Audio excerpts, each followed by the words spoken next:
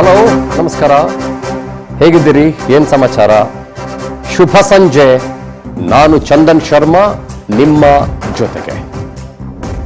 ಬಹಳ ಇಂಟ್ರೆಸ್ಟಿಂಗ್ ದಿನ ಇವತ್ತು. ಕಾರಣ ಏನು ಅಂತಂದ್ರೆ, ಇದೇ ಮೊಟ್ಟ ಮೊದಲ ಬಾರಿಗೆ ರಾಜ್ ನ್ಯೂಸ್ನಲ್ಲಿ ಉಪಕಣಗಳ ಎರಡೂ ಕ್ಷೇತ್ರಗಳ, ಒಂದು ಬಾಗಲಕೋಟೆ ಮತ್ತೊಂದು ದಾವಣಗೆರೆ ದಕ್ಷಿಣ ವಿಧಾನಸಭಾ ಕ್ಷೇತ್ರ, ಈ ಎರಡೂ ಕ್ಷೇತ್ರದ ಫೋನ್ ಇನ್ ಸರ್ವೆ ನಡೀತು.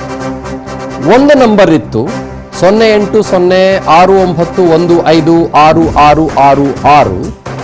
ಆದರೆ ಆ ನಂಬರ್ 20 ಲ್ಯಾಂಡ್ಲೈನ್ಗಳಿಗೆ ಕನೆಕ್ಟ್ ಆಗಿತ್ತು. ಬಹಳ ಜನ ಫೋನ್ ಮಾಡಿ ಕೇಳಿದ್ರು, ಏನು ಒಂದು ನಂಬರ್ ಕೊಟ್ಬಿಟ್ಟು 20 ಜನ ಯಾಕೆ ಇರಿಸಿದ್ದೀರಿ ಅಂತ. That's called as hunting number ಅಂತ. ಏನಂದ್ರೆ, ಒಂದು ಲೈನ್ ಬ್ಯುಸಿ ಬರ್ತಿದ್ದಂಗೆನೆ ತಕ್ಷಣಕ್ಕೆ ಇಮಿಡಿಯೇಟ್ಲಿ ಪಕ್ಕದ ಫೋನ್ಗೆ ನಿಮ್ಮ ಕರೆ ಹೋಗುತ್ತೆ. ಸೊ ಹಾಗಾಗಿ ನಮ್ಮ 20ಕ್ಕಿಂತ ಹೆಚ್ಚು ಪ್ರತಿನಿಧಿಗಳು BGS ಮಹಾ ಸಂಸ್ಥೆಯ, ವಿದ್ಯಾಸಂಸ್ಥೆಯ ನಮ್ಮ ಹುಡುಗಿಯರು ಇವತ್ತು ನಿಮ್ಮ ಕರೆಗಳನ್ನು ಸ್ವೀಕರಿಸಿದ್ರು, ನಿಮ್ಮ ಅಭಿಪ್ರಾಯವನ್ನು ಪಡೆದುಕೊಂಡ್ರು.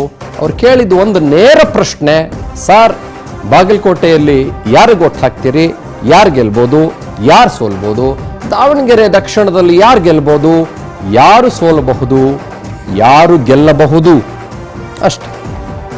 ಅದಕ್ಕೆ ನಮಗೆ ಸಿಕ್ಕ ಉತ್ತರ ಇದೆಯಲ್ಲ, something absolutely amazing. I would like to say thanks to the team of Raj news actually. ಯಾಕಂದರೆ ಇದರ ಹಿಂದೆ ಬಹಳ ಪರಿಶ್ರಮ ಇತ್ತು. ನಮ್ಮ ಎಲ್ಲ ತಂಡಕ್ಕೆ ನಾನು ಅಭಿನಂದನೆಗಳನ್ನು ಮತ್ತು ಥ್ಯಾಂಕ್ಸ್ ಹೇಳೋದಕ್ಕೆ ಬಯಸ್ತೇನೆ. ಯಾಕಂದರೆ ಇದು ಸುಲಭದಾಗಿರಲಿಲ್ಲ. ಎಲ್ಲ ಕರೆಗಳಿಂದ, ಎಲ್ಲ ಕಡೆಗಳಿಂದ ಕರೆಗಳನ್ನು ಸ್ವೀಕರಿಸೋದು, ಅದರ ಜೊತೆಗೆ ಅದನ್ನು ಸಂಪೂರ್ಣವಾಗಿ ನಿಮ್ಮ ಮುಂದೆ ಡೀಟೇಲ್ಡ್ ಆಗಿ ರಿಸರ್ಚ್ ಮಾಡಿ ಅನಾಲಿಟಿಕಲ್ ಆಗಿ ಇಡೋದಿದೆಯಲ್ಲ, that was not absolutely easy for us. So ಅದನ್ನು ನಾವು ಮಾಡಿದ್ದಕ್ಕೆ ಧನ್ಯವಾದಗಳನ್ನು ಸಲ್ಲಿಸ್ತಾ, ಲೆಟ್ಸ್ ಬಿಗಿನ್. ರಿಸಲ್ಟ್ನ ಸಮಯ. ರಿಸಲ್ಟ್ಗಿಂತ ಮುಂಚೆ ನಮ್ಮ ಜೊತೆಗೆ ಈ ಕಾರ್ಯಕ್ರಮದಲ್ಲಿ ಮಾತನಾಡೋದಕ್ಕೆ, ಅವರ ಪಕ್ಕಾ ಅನಾಲಿಸಿಸ್ ಕೊಡೋದಕ್ಕೆ ಹಿರಿಯರು, ಅತ್ಯಂತ ಆತ್ಮೀಯರು, ಒಂದು ರೀತಿ ನನಗೆ ತಂದೆ ಸಮಾನರು, ಖ್ಯಾತ ಪತ್ರಕರ್ತರು ರವೀಂದ್ರ ರೇಷ್ಮೆ ಸರ್ ಇದ್ದಾರೆ. ಅವರನ್ನ ಅತ್ಯಂತ ಗೌರವ ಮತ್ತು ಪ್ರೀತಿಯಿಂದ ಈ ಕಾರ್ಯಕ್ರಮಕ್ಕೆ ಸ್ವಾಗತಿಸ್ತಾ ಇದ್ದೇನೆ. ಸರ್ ನಮಸ್ತೆ. Very very very very long time sir. ಬಹಳ ವರ್ಷಗಳ ನಂತರದಲ್ಲಿ ನಾನು ನಿಮ್ಮೊಟ್ಟಿಗೆ ಮಾತನಾಡ್ತಾ ಇದ್ದೇನೆ ಈ ಒಂದು ವೇದಿಕೆಯಲ್ಲಿ, ಫೋನ್ ಸಂಭಾಷಣೆಗಳನ್ನು ಬಿಟ್ಟು. ಕರ್ನಾಟಕದ ಸುದ್ದಿವಾಹಿನಿ ಪ್ರಪಂಚಕ್ಕೆ ಚಂದನ್ ಶರ್ಮಾ ಪುನರಾಗಮನ, ಒಂಥರ ಅರುಣೋದಯ ಆದಂಗೆ, ಒಂದು ಹೊಸ ಅಧ್ಯಾಯ ಶುರುವಾಗಲಿ ಅಂತ ರಾಜ್ ನ್ಯೂಸ್ ಬಳಗಕ್ಕೆ ಹಾರೈಸ್ತಾ ಇದ್ದಾನೆ. Thank you so much sir. Thank you so much sir. So ಹಾಗಾದ್ರೆ ಶುರು ಮಾಡೋಣ. ನಾವು ಬಾಗಲಕೋಟೆಯಿಂದ ನಾವು ಅಪ್ಡೇಟ್ಗಳನ್ನು ಪಡ್ಕೊಳ್ತಾ ಹೋಗೋಣ. ಬಾಗಲಕೋಟೆಯ ಫಲಿತಾಂಶದ ಕಡೆಗೆ ನಮ್ಮ ಗಮನ. Let us begin now with breaking updates. ಏನಾಯ್ತು, ಏನ್ ಕತೆ, ಯಾವ ರೀತಿ ಆಯ್ತು? ಬಾಗಲಕೋಟೆಯಲ್ಲಿ ಗೆಲ್ಲೋ ಕುದುರೆ ಯಾರು ಮಹಾಸ್ವಾಮಿ? ಈ ಪ್ರಶ್ನೆಯನ್ನ ನಾವು ಕೇಳಿದ್ವಿ. ಬಾಗಲಕೋಟೆಯಲ್ಲಿ ಪತಾಕೆಯನ್ನ ಹಾರಿಸೋದು ಯಾರು? ಅದೊಂದು ರೀತಿ ಕೋಟೆನೆ. ಮೇಟಿ ಕುಟುಂಬಕ್ಕೆ ಮತದಾರ ಪ್ರಭು ನಮ್ಮ ಫೋನ್ ಇನ್ ಸರ್ವೆಯಲ್ಲಿ ಮಣೆ ಹಾಕದ್ನ 4ನೇ ಬಾರಿ ಗೆದ್ದು ಚರಂತಿ ಮಠರು ಸರದಾರರಾಗ್ತಾರೆ. 5 ಸಲ ಸ್ಪರ್ಧೆ ಮಾಡಿದ್ದಾರೆ, 3 ಸಲ ಗೆದ್ದಿದ್ದಾರೆ ಅವರು. ಮೆಗಾ ಸಮೀಕ್ಷೆಯಲ್ಲಿ ಮಹಾ ಫಲಿತಾಂಶ, ಬಹಳ ಇಂಟ್ರೆಸ್ಟಿಂಗ್ ಫಲಿತಾಂಶ ಇದು.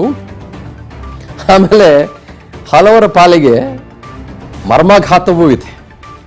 ಉಪಕದನದ ರಣಸ್ಫೋಟಕ, ಬಹಳ ರೋಚಕವಾದಂಥ ಫಲಿತಾಂಶ. ಇನ್ಫ್ಯಾಕ್ಟ್ ಎಷ್ಟು ಇಂಟ್ರೆಸ್ಟಿಂಗು ಅಂತಂದರೆ, ನಾನೇ ಹಲವು ಕರೆಗಳನ್ನು ಸ್ವೀಕರಿಸಿದೆ. ಬಹಳ ಜನರ ಕರೆಗಳು ಬಹಳ ಇಂಟ್ರೆಸ್ಟಿಂಗ್ ಆಗಿದ್ದವು.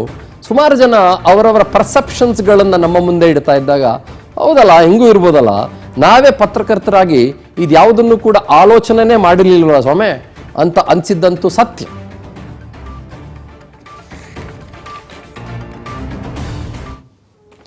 ಸೊ ಬಾಗಲಕೋಟೆಯ ಫಲಿತಾಂಶದ ಕಡೆಗೆ ನಾವು ಗಮನ ಹರಿಸ್ತಾ ಒಂದು ಸ್ವಲ್ಪ ಕುತೂಹಲ ಉಳಿಸೋಣವಾ ಅಂತ ಅನ್ಕೊಳ್ತಾ ಇದ್ದೆ. ಬಟ್ ಬೇಡ, ಬೆಳಗ್ಗೆಯಿಂದ ಕುತೂಹಲ ಉಳಿಸಿದ್ದಾಯ್ತು. ಇವತ್ತು ಬೆಳಗ್ಗೆ ಏನಾಯಿತು, 9 ಗಂಟೆಯಿಂದ 1 ಗಂಟೆವರೆಗೂ ಕೂಡ ನಾವು ಬಾಗಲಕೋಟೆಯ ಸುಮಾರು ಸಾವಿರಾರು ಕರೆಗಳನ್ನು ಸ್ವೀಕರಿಸಿದ್ವಿ. ಇನ್ಫ್ಯಾಕ್ಟ್ ಬಹಳ ಜನ ಬೆಂಗಳೂರಿನಿಂದ, ಕೊಪ್ಪಳದಿಂದ, ಬಳ್ಳಾರಿಯಿಂದ, ಮೈಸೂರಿಂದ ಎಲ್ಲ ಕರೆ ಮಾಡಿದ್ರು. ನಾನೇ ಹಲವು ಕರೆಗಳನ್ನು ಔಟ್ ಆಫ್ ಬಾಗಲಕೋಟೆಯಿಂದ ಬರ್ತಾ ಇದ್ದದನ್ನು ನಾನು ಸ್ವೀಕರಿಸಿದೆ. ಬಟ್ ನಾನು ಕೇಳಿದೆ ಅವರಿಗೆ, ನಿಮ್ದು ಓಟ್ ಇದೆಯಾ ಸ್ವಾಮಿ ಬಾಗಲಕೋಟೆಯಲ್ಲಿ? ಹೌದು ಸಾರ್, ನಾವು ಓಟ್ ಹಾಕ್ಬಿಟ್ಟು ಬರ್ತೀವಿ ಅಂತ. ಬೇರೆ ಬೇರೆ ಕಡೆಗಳಲ್ಲಿ ಸಹಜವಾಗಿ ಕೆಲಸ ಮಾಡ್ತಿರ್ತಾರಲ್ಲ, ಅವರ ಉತ್ತರಗಳು ಕೂಡ ಬಹಳ ಇಂಟ್ರೆಸ್ಟಿಂಗ್ ಆಗಿದ್ವು. ಅದರ ಜೊತೆಗೆ ನಮ್ಮ ಮಹಿಳಾ ಮಣಿಗಳು ಅವ್ರ ಕರೆಗಳು ಅಷ್ಟೇ ಸುಮಾರು ಸಾವಿರಾರು ಕರೆಗಳು ಅವ್ರದ್ದು ಕೂಡ. ಆಮೇಲೆ ವಿದ್ಯಾರ್ಥಿಗಳು, ಆಮೇಲೆ ಫಸ್ಟ್ ಟೈಮ್ ವೋಟರ್ಸ್ ಅಂತ ಕರಿತೀವಲ್ಲ ಅವ್ರದ್ದು ಕೂಡ ಕರೆಗಳು, ಅದು ಕೂಡ ಅಷ್ಟೇ ಬಹಳ ಇಂಟ್ರೆಸ್ಟಿಂಗ್ ಆಗಿದ್ವು. ಆಮೇಲೆ ವಿದ್ಯಾರ್ಥಿನಿಯರು, ಆಮೇಲೆ ಈ ಗ್ಯಾರಂಟಿ ಯೋಜನೆಯ ಫಲಾನುಭವಿಗಳು, ಆಮೇಲೆ ಬಿಜೆಪಿಯ ಪರಮ ಕಟ್ಟಾಳುಗಳು, ಕಟ್ಟಾಭಿಮಾನಿಗಳು, ಮತ್ತು ಕಾಂಗ್ರೆಸ್ನ ಪರಮ ಕಟ್ಟಾಳುಗಳು, ಮತ್ತೊಂದು ಕಡೆ ಸಿದ್ದರಾಮಯ್ಯನವರ ಪರಮಾಭಿಮಾನಿಗಳು, ಸೊ ಮತ್ತೊಂದು ಕಡೆ ಮೋದಿಯವರ ಪರಮಾಭಿಮಾನಿಗಳು. ಹೀಗೆ ಈ ವಿಂಗಡಣೆ ಇದೆಯಲ್ಲ, ಈ ವಿಂಗಡಣೆ ಮಾಡ್ತಾ ಹೋದರೆ ನಾನು ಐ ವುಡ್ ಸೇ ಪರ್ಸೆಪ್ಷನ್ಸ್ಗಳೇ ಬೇರೆ ಬೇರೆ ಥರ ಅಂತ. ಹಾಗಾಗಿ ಅವರೆಲ್ಲರ ಕರೆಗಳನ್ನು ಸ್ವೀಕರಿಸೋದು ವಾಸ್ ವೆರಿ ಇಂಟ್ರೆಸ್ಟಿಂಗ್. ಅವ್ರ ಮಾತುಗಳನ್ನು ಕೇಳಿಸ್ಕೊಂಡಾಗ ಅಫ್ಕೋರ್ಸ್ ಎಸ್ ನಿಜ ಅಲ್ಲ, ನಾವು ಗಮನಿಸಲೇವಲ್ಲ ಇದನ್ನ ಅಂತ ಅನಿಸಿದಂತೂ ಸತ್ಯ. ನಾನು ಜಾಸ್ತಿ ಕುತೂಹಲ ಉಳಿಸಕ್ಕೆ ಹೋಗೋದಿಲ್ಲ, ಬಾಗಲಕೋಟೆ ಕಡೆಗೆ ನೇರ ಧುಮುಕೋ ಪ್ರಯತ್ನ ಮಾಡೋಣ. ಬಾಗಲಕೋಟೆಯ ಫಲಿತಾಂಶ ಏನು, ಎಷ್ಟು ಕರೆಗಳು ಬಂತು, ಏನ್ ಕತೆ ಆಯ್ತು ಬಾಗಲಕೋಟೆಯದ್ದು? ನಿಮ್ಮ ಮುಂದೆ ಇವಾಗ ರಾಜ್ ನ್ಯೂಸ್ನ ಪೊಲಿಟಿಕಲ್ ಕಂಟ್ರೋಲ್ ರೂಮ್ನ ಮೆಗಾ ಸರ್ವೆಯಲ್ಲಿ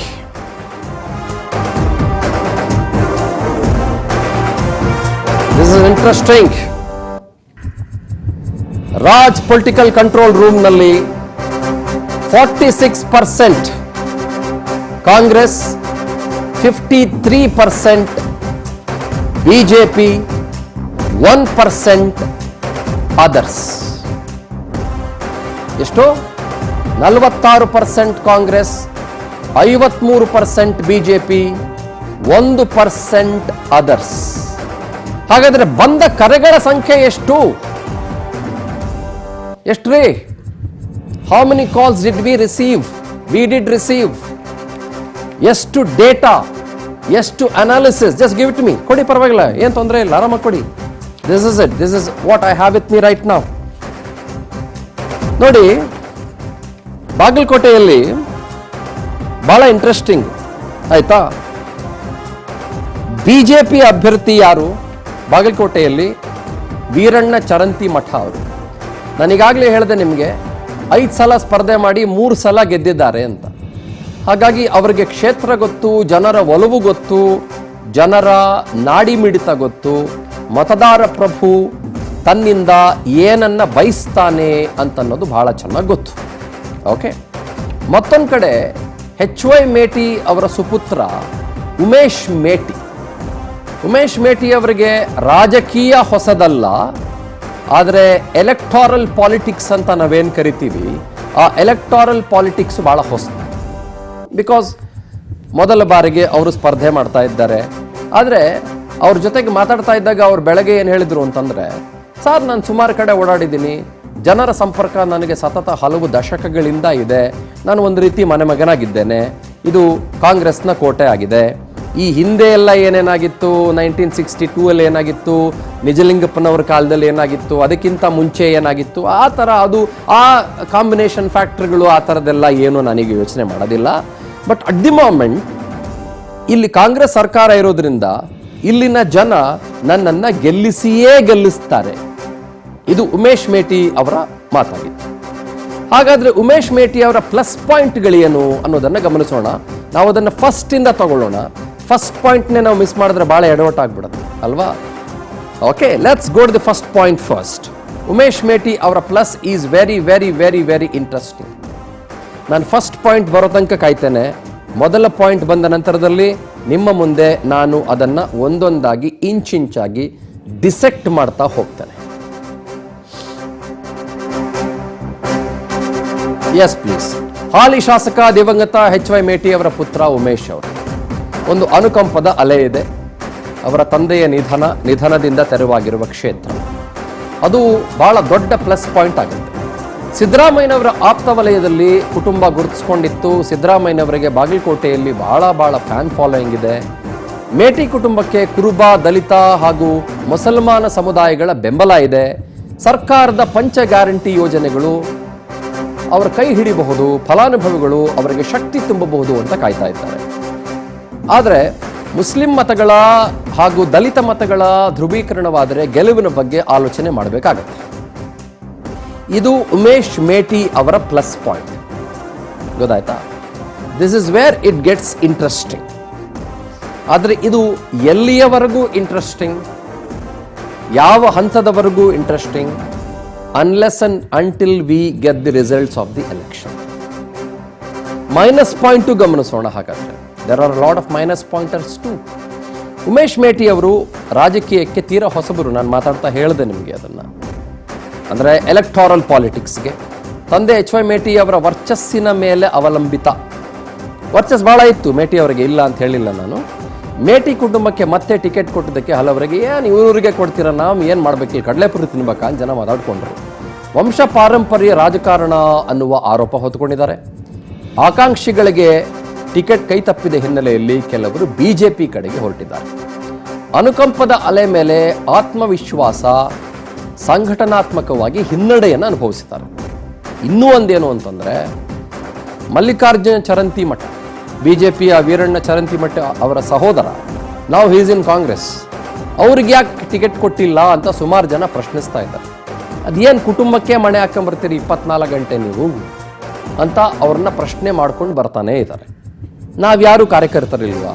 ನಾವ್ಯಾರು ಇಲ್ಲಿ ಈ ಪಕ್ಷವನ್ನು ಬೆಳೆಸಿದವರು, ಪಕ್ಷಕ್ಕೆ ಸಂಘಟನೆಯ ಹಾದಿಯನ್ನು ನಾವು ಕೊಟ್ಟವರು ನಾವ್ಯಾರು ಇಲ್ವಾ ಅನ್ನೋ ಥರದಲ್ಲಿ ಸುಮಾರು ಜನ, ಭಾಳ ಜನ ಇದ್ರ ಬಗ್ಗೆ ಚರ್ಚೆಯನ್ನು ಮಾಡ್ತಾನೆ ಇದ್ದಾರೆ. ಇರಲಿ, ತೊಂದರೆ, let's see how it goes. ಇದು ಉಮೇಶ್ ಮೇಟಿ ಅವರ ಮೈನಸ್ ಪಾಯಿಂಟ್ಗಳಲ್ಲಿ ಕೆಲವು ಪ್ರಮುಖ ಅಂಶಗಳು ಮಾತ್ರ ಅಷ್ಟೇ. Okay, let's go to Veeranna Charantimath. ನಾವು ವೀರಣ್ಣ ಚರಂತಿಮಠ ಅವರ ಪ್ಲಸ್ ಮತ್ತು ಮೈನಸ್ ಪಾಯಿಂಟ್ಗಳ ಕಡೆಗೆ ಕ್ವಿಕ್ ಗಮನ ಹರಿಸ್ಬಿಡೋಣ. ನಾನು ಜಾಸ್ತಿ ಟೈಮ್ ತಗೊಳ್ಳೋದಿಲ್ಲ, ಯಾಕಂದರೆ ಹಿರಿಯ ಪತ್ರಕರ್ತರು ಕೂಡ ಜಾಯ್ನ್ ಆಗಿರೋದ್ರಿಂದ. ಮಾಜಿ ಶಾಸಕರಾಗಿದ್ದಾರೆ, ಚಿರಪರಿಚಿತ ಹೆಸರು. ಅಭಿವೃದ್ಧಿ ಕೆಲಸಗಳಿದೆ, ಶಿಕ್ಷಣ ಸಂಸ್ಥೆಗಳ ಮೂಲಕ ಜನಸಂಪರ್ಕ ಚೆನ್ನಾಗಿದೆ ಅವರಿಗೆ.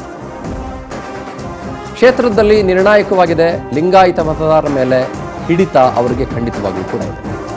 ಪಂಚಮಸಾಲಿ ಇತರೆ ಒಳ ಪಂಗಡಗಳ ಮತಗಳು ಗೆಲುವಿಗೆ ಪ್ರಮುಖವಾಗಿದ್ದಾವೆ. BY ವಿಜೇಂದ್ರ ನೇತೃತ್ವದ ಬಿಜೆಪಿ ಸಂಘಟನಾ ಶಕ್ತಿ ಮತ್ತು ಕಾರ್ಯಕರ್ತರ ಬಹಳ ದೊಡ್ಡ ಪಡೆಯನ್ನು ಹೊಂದಿದೆ. ಇದು ಪ್ಲಸ್ ಪಾಯಿಂಟ್ಗಳಲ್ಲಿ ಬಹಳ ಮೇಜರ್ ಹೈಲೈಟ್ಗಳು. Let's go to the minus points of Veeranna Charantimath ನಾವು. ಹಾಗಾದರೆ ಮೈನಸ್ ಪಾಯಿಂಟ್ಗಳೇ ಇಲ್ವಾ? ಬರೀ ಪ್ಲಸ್ ಪಾಯಿಂಟ್ಗಳು ಮಾತ್ರವಾ? ಖಂಡಿತ ಇದೆ. ಸಾಮಾನ್ಯ ಜನಕ್ಕೆ ಯಾಕೆ ಸಿಗಲ್ಲಪ್ಪ ಅವರು? ಇದು ಒಂದು ಆರೋಪ ಅವ್ರ ಮೇಲಿರೋದು. ಶ್ರೀಮಂತರ ಅಥವಾ ಪ್ರಭಾವಿಗಳಿಗಷ್ಟೇ ಚರಂತಿಮಠರು ಸೀಮಿತ ಅನ್ನೋ ಥರದಲ್ಲಿ ಅವ್ರ ಮೇಲಿರೋ ಆರೋಪ. 2023 ವಿಧಾನಸಭಾ ಚುನಾವಣೆಯಲ್ಲಿ HY ಮೇಟಿ ವಿರುದ್ಧ ಅವರು ಸೋಲನ್ನು ಕಂಡಿದ್ರು. ಮೇಟಿ ವಿರುದ್ಧ ಸೋಲಂಡಿರೋದು ಒಂದು ರೀತಿ ಅವರ ವಿಶ್ವಾಸಾರ್ಹತೆ ಮೇಲೆ ಎಫೆಕ್ಟ್ ಬಿದ್ದಿದೆ ಅಂತ ಜನ ಮಾತಾಡಿದ್ರು. ಶಾಸಕ ಯತ್ನಾಳ್ ಮತ್ತು ಇತರರ ನಡುವಿನ ಶೀತಲ ಸಮರ ನಾನೇನು ಹೇಳಬೇಕಾಗಿಲ್ಲ ನಿಮಗೆ. ಪ್ರಚಾರದ ಮೇಲೆ ಮತ್ತು ಕಾರ್ಯಕರ್ತರ ಉತ್ಸಾಹದ ಮೇಲೆ ಒಂದು ಸ್ವಲ್ಪ ಕಣ್ಣು ಬಿದ್ದಿರೋದು. ಮುಳುಗಡೆ ಸಂತ್ರಸ್ತರ ಸಮಸ್ಯೆಗೆ ಅವರು ಸ್ಪಂದನೆ ಮಾಡಿಲ್ಲ ಅನ್ನೋ ಥರದಲ್ಲಿ ಅವ್ರ ಮೇಲೆ ಆರೋಪ ಇದೆ.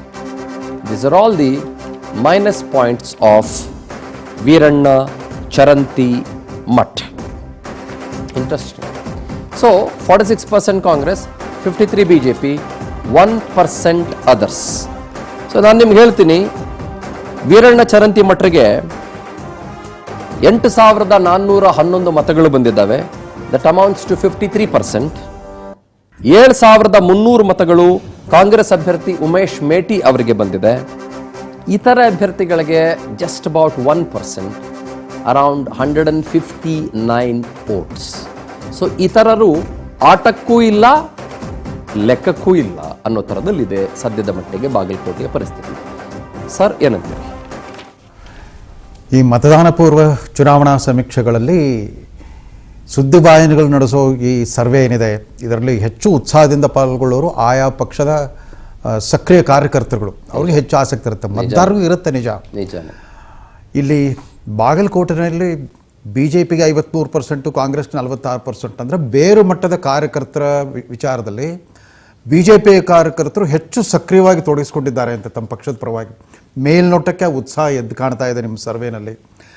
ಜೊತೆಗೆ ನೋಡಿ, ಕಾಂಗ್ರೆಸ್ ಪಕ್ಷ ಈ 2 ಉಪಚುನಾವಣೆ ನಡೀತಿರೋ 2 ಕ್ಷೇತ್ರಗಳಲ್ಲೂ ಕೂಡ ದಿವಂಗತ ಶಾಸಕರುಗಳ ಕುಟುಂಬಗಳ ಮರ್ಜಿ ಮುರಾಜಿಗೆ ಸಿಕ್ಕಾಕೊಂಡ್ಬಿಟ್ಟು ಆ ಕುಟುಂಬ ರಾಜಕಾರಣದ ಧರ್ಮ ಸಂಕಟವನ್ನು ಎದುರಿಸ್ಬೇಕಾಗಿ ಬಂದ್ಬಿಡ್ತು. ಅದರಲ್ಲೂ ಬಾಗಲಕೋಟೆಯಲ್ಲಂತೂ H.Y. ಮೇಟಿ ಅವರ ಕುಟುಂಬ ಇಲ್ಲಿ ಒಂದು ಸಮುದಾಯ ಜೊತೆಗಿರಲಿ, ಆ ಕುಟುಂಬದೊಳಗೇ ಒಂದು ದೊಡ್ಡ ಸಂಘರ್ಷ ನಡೆದೋಗ್ಬಿಡ್ತು. ಈ ಉಮೇಶ್ ಮೇಟಿ ಅವರ ಸಹೋದರಿ ಅಕ್ಕಮಹಾದೇವಿ ಅವರು ಬಹಿರಂಗವಾಗಿ ಸವಾಲು ಹಾಕ್ಬಿಟ್ರು ಕಾಂಗ್ರೆಸ್ ಹೈಕಮಾಂಡ್ಗೆ, ನೀವೇನಾದರೂ ಉಮೇಶ್ ಕೊಡದೇ ಇದ್ರೆ ನಾನು ಬಂಡಾಯ ಅಭ್ಯರ್ಥಿಯಾಗಿ ನಿಲ್ತೀನಿ ಅಂತಂದ್ರು. ಹಾಗಾಗಿ ಬಾಯಕ್ಕ ಮಲ್ಲಿಕಾರ್ಜುನ ಒಂದು ಕಡೆ, ಉಮೇಶು ಮತ್ತು ಅಕ್ಕಮಹಾದೇವಿ ಒಂದು ಕಡೆ, ಈ ಥರ ಆ ಕುಟುಂಬದೊಳಗನೆ ಒಂದು ಯಾದವಿ ಕಲವನ್ನು ನೋಡ್ಬಿಟ್ರು ಜನ.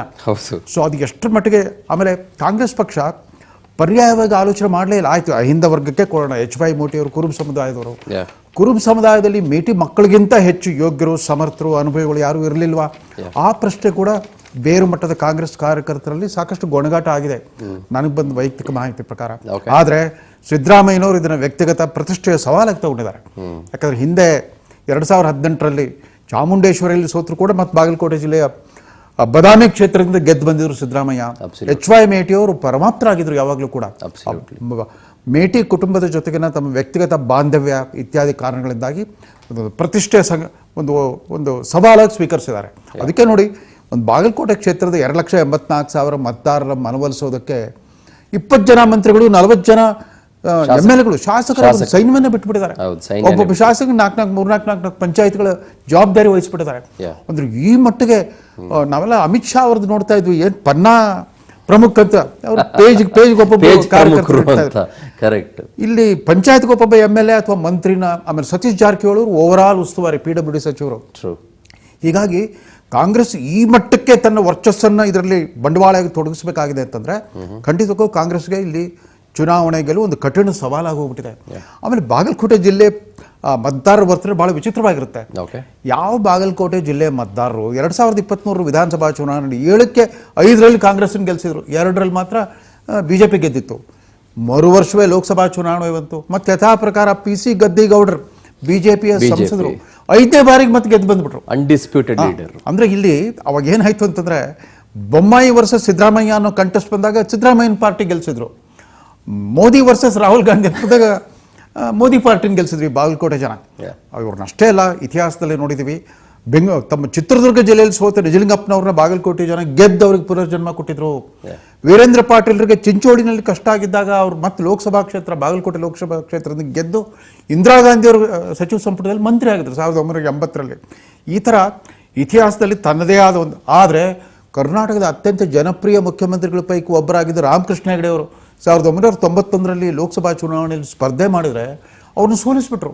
ಯಾಕಂದ್ರೆ ಸ್ಥಳೀಯವಾಗಿ ಒಬ್ಬ ಉದಯೋನ್ಮುಖ ನಾಯಕ ಸಿದ್ದು ನ್ಯಾಮಗೌಡ ಬ್ಯಾರೇಜ್ ಸಿದ್ದು ಅಂತ ಆ ಹಿಪ್ಪರ್ಗಿ ಬ್ಯಾರೇಜ್ ಕಟ್ಟಿಸಿದ್ರು ಅಂತ ಒಂದು ಹೊಸ ಸಂಚಲನ ಉಂಟಾಗಿತ್ತು. ಹಾಗಾಗಿ ಅವ್ರನ್ನ ಅಂಡರ್ ಎಸ್ಟಿಮೇಟ್ ಮಾಡೋ ಹಾಗಿಲ್ಲ. ಬಾಗಲಕೋಟೆ ಮತದಾರರ ರಾಜಕೀಯ ವಿವೇಕ ಏನಿದೆ, ಅವ್ರ ತಿಳುವಳಿಕೆ ವಿವೇಚನೆ, ಅದನ್ನ ಅಂಡರ್ ಎಸ್ಟಿಮೇಟ್ ಮಾಡೋ, ಕಾಂಗ್ರೆಸ್ ಆಗಲಿ BJP ಆಗಲಿ.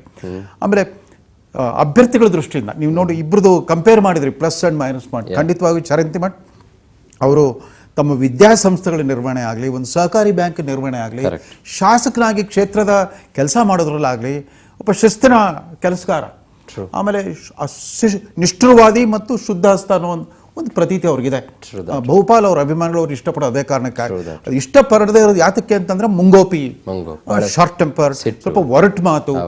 ಆದರೆ ಅವ್ರು ಕಟ್ಟಿರೋ medical college, engineering college, arts and college, ಈ ಥರ ವಿದ್ಯಾಸಂಸ್ಥೆಗಳಿಂದ ಬಸವೇಶ್ವರ ವಿದ್ಯಾವರ್ಧಕ ಸಂಘದ ಎಲ್ಲ ಶಿಕ್ಷಣ ಸಂಸ್ಥೆಗಳು ಕೂಡ ಇಡೀ ರಾಜ್ಯಕ್ಕೆ ಮಾದರಿಯಾಗುವ ರೀತಿಯಲ್ಲಿ ಅವ್ರು ನಿರ್ವಹಿಸ್ತಾ ಬಂದಿದ್ದಾರೆ. ಅಷ್ಟರ ಮಟ್ಟಿಗೆ ಅದನ್ನು ತಮ್ಮ ಕುಟುಂಬದ ಆಸ್ತಿ ಮಾಡ್ಕೊಳ್ಳೇ ಇಲ್ಲ. ಈ ಥರ ಅನೇಕ ಈ ದೊಡ್ಡ ದೊಡ್ಡ ಶಿಕ್ಷಣ ಸಂಸ್ಥೆಗಳು ಒಂದೊಂದು ಕುಟುಂಬ ಅಥವಾ ಒಬ್ಬ ನಾಯಕನ ಖಾಸಗಿ ಆಸ್ತಿ ಆಗಿಬಿಟ್ಟಿದೆ, ಹಾಗೆ ಮಾಡ್ಲಿಕ್ಕೆ ಬಿಟ್ಟಿಲ್ಲ. ಇವತ್ತು ಕೂಡ ಸಾಮಾಜಿಕ ಸಂಸ್ಥೆಗಳಾಗಿ ಉಳಿಸ್ಕೊಂಡ್ಬಿಟ್ಟು ಮಾಡ್ತಾ ಬಂದಿದ್ದಾರೆ. ಆಯ್ತು, ಮೇಟಿ ಅವ್ರ ಮಗ ಹೊಸ ಮುಖ, ಕಾಂಗ್ರೆಸ್ ಹೊಸದಾಗಿ ಪರಿಚಯಿಸ್ತಾ ಇದೆ.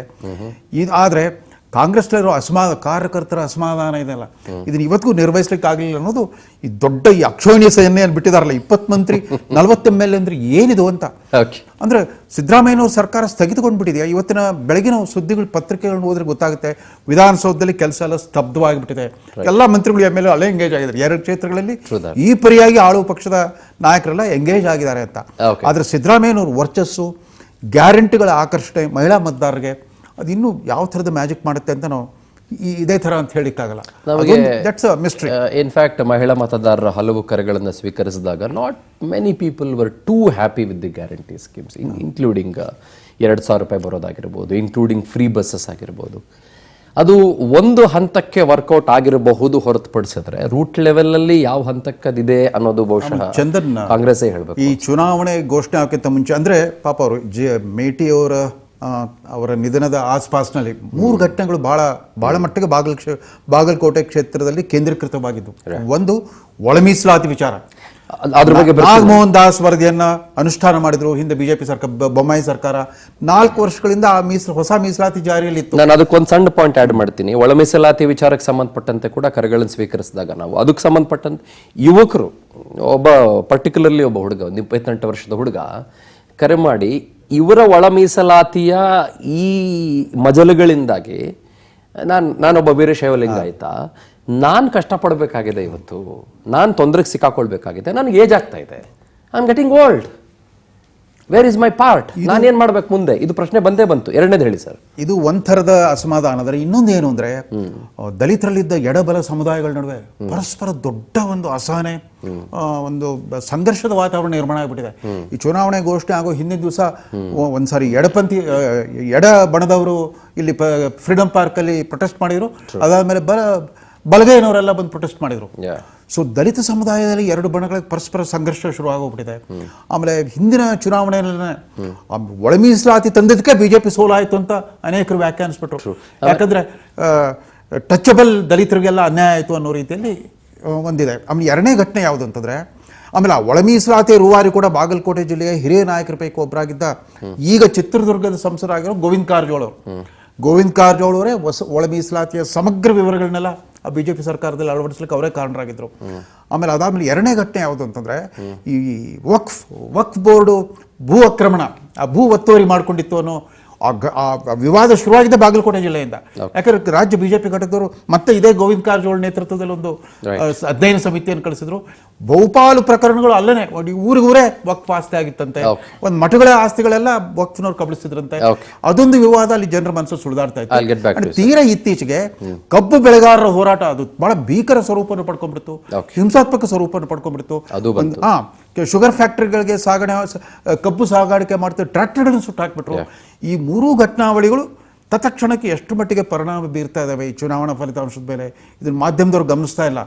ನಾವು ಮೇಲ್ಪದರದಲ್ಲಿ ನಾವು ವಿಷಯಗಳನ್ನ ಎತ್ಕೊಂಡ್ಬಿಟ್ಟು ಚರ್ಚೆ ಮಾಡ್ತಾ ಇದ್ದೀವಿ. 5 ವಿಷಯಗಳು, ನಾನು ಒಳಪದರದ ವಿಷಯಗಳನ್ನು ನಿಮ್ಮ ಮುಂದೆ ತಗೊಂಡು ಬರ್ತೀನಿ. ಅದಕ್ಕಿಂತ ಮುಂಚೆ ಮುತ್ತು ನಾಯ್ಕರ್ ಅಂತ ಹಿರಿಯ ಪತ್ರಕರ್ತರು ಬಾಗಲಕೋಟೆಯಿಂದನೇ ನಮ್ಮಲ್ಲಿ ಜಾಯ್ನ್ ಆಗಿದ್ದಾರೆ.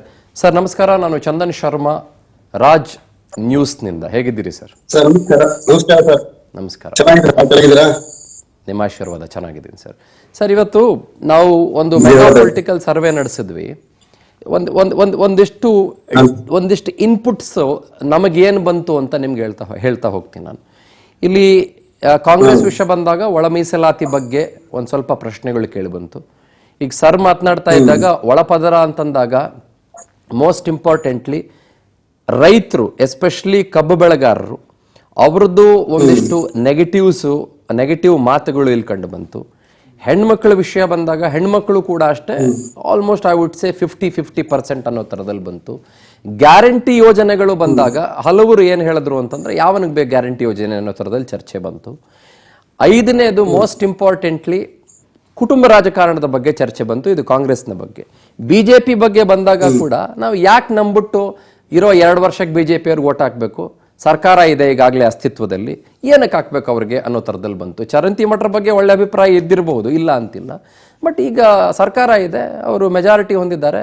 ಇನ್ನು 2 ಕ್ಷೇತ್ರಗಳಲ್ಲಿ ಎಸ್ಪೆಷಲಿ ಬಾಗಲಕೋಟೆಯಲ್ಲಿ ನಾವು ಬಿಜೆಪಿನ ಗೆಲ್ಸ್ಬಿಟ್ರೆ ಏನು ನಡೆದೋಗ್ಬಿಡುತ್ತೆ ಅಂತ ಕೆಲವರು ಈ ಫ್ಲೋಟಿಂಗ್ ಮತದಾರರು ಇರ್ತಾರಲ್ಲ ಅವ್ರು ಮಾತಾಡ್ಕೊಂಡ್ರು. ಬಟ್ ಕಟ್ಟಾಭಿಮಾನಿಗಳು, ಬಿಜೆಪಿಯ ಕಟ್ಟಾಭಿಮಾನಿಗಳು, ನಾವು ಮೋದಿ ಮುಖ ನೋಡ್ಕೊಂಡು ಯಾರಿದ್ರೇನೋ ನಾವು ಬಿಜೆಪಿಗೆ ಓಟ್ ಹಾಕ್ತೀವಿ ಅಂತಂದ್ರು. ಇದು ನಮಗೆ ಬಂದ ಇನ್ಪುಟ್ಟು. ಆದರೆ ನೀವು ಸ್ಥಳೀಯರಾಗಿರೋದ್ರಿಂದ ನಿಮ್ಮ ಇನ್ಪುಟ್ ಬೇರೆನೇ ಇರುತ್ತೆ. ನೀವು ಬಾಗಲಕೋಟೆ ಮತಕ್ಷೇತ್ರವನ್ನ ಯಾವ ರೀತಿ ವಿವರಿಸ್ತೀರಿ, ವ್ಯಾಖ್ಯಾನಿಸ್ತೀರಿ?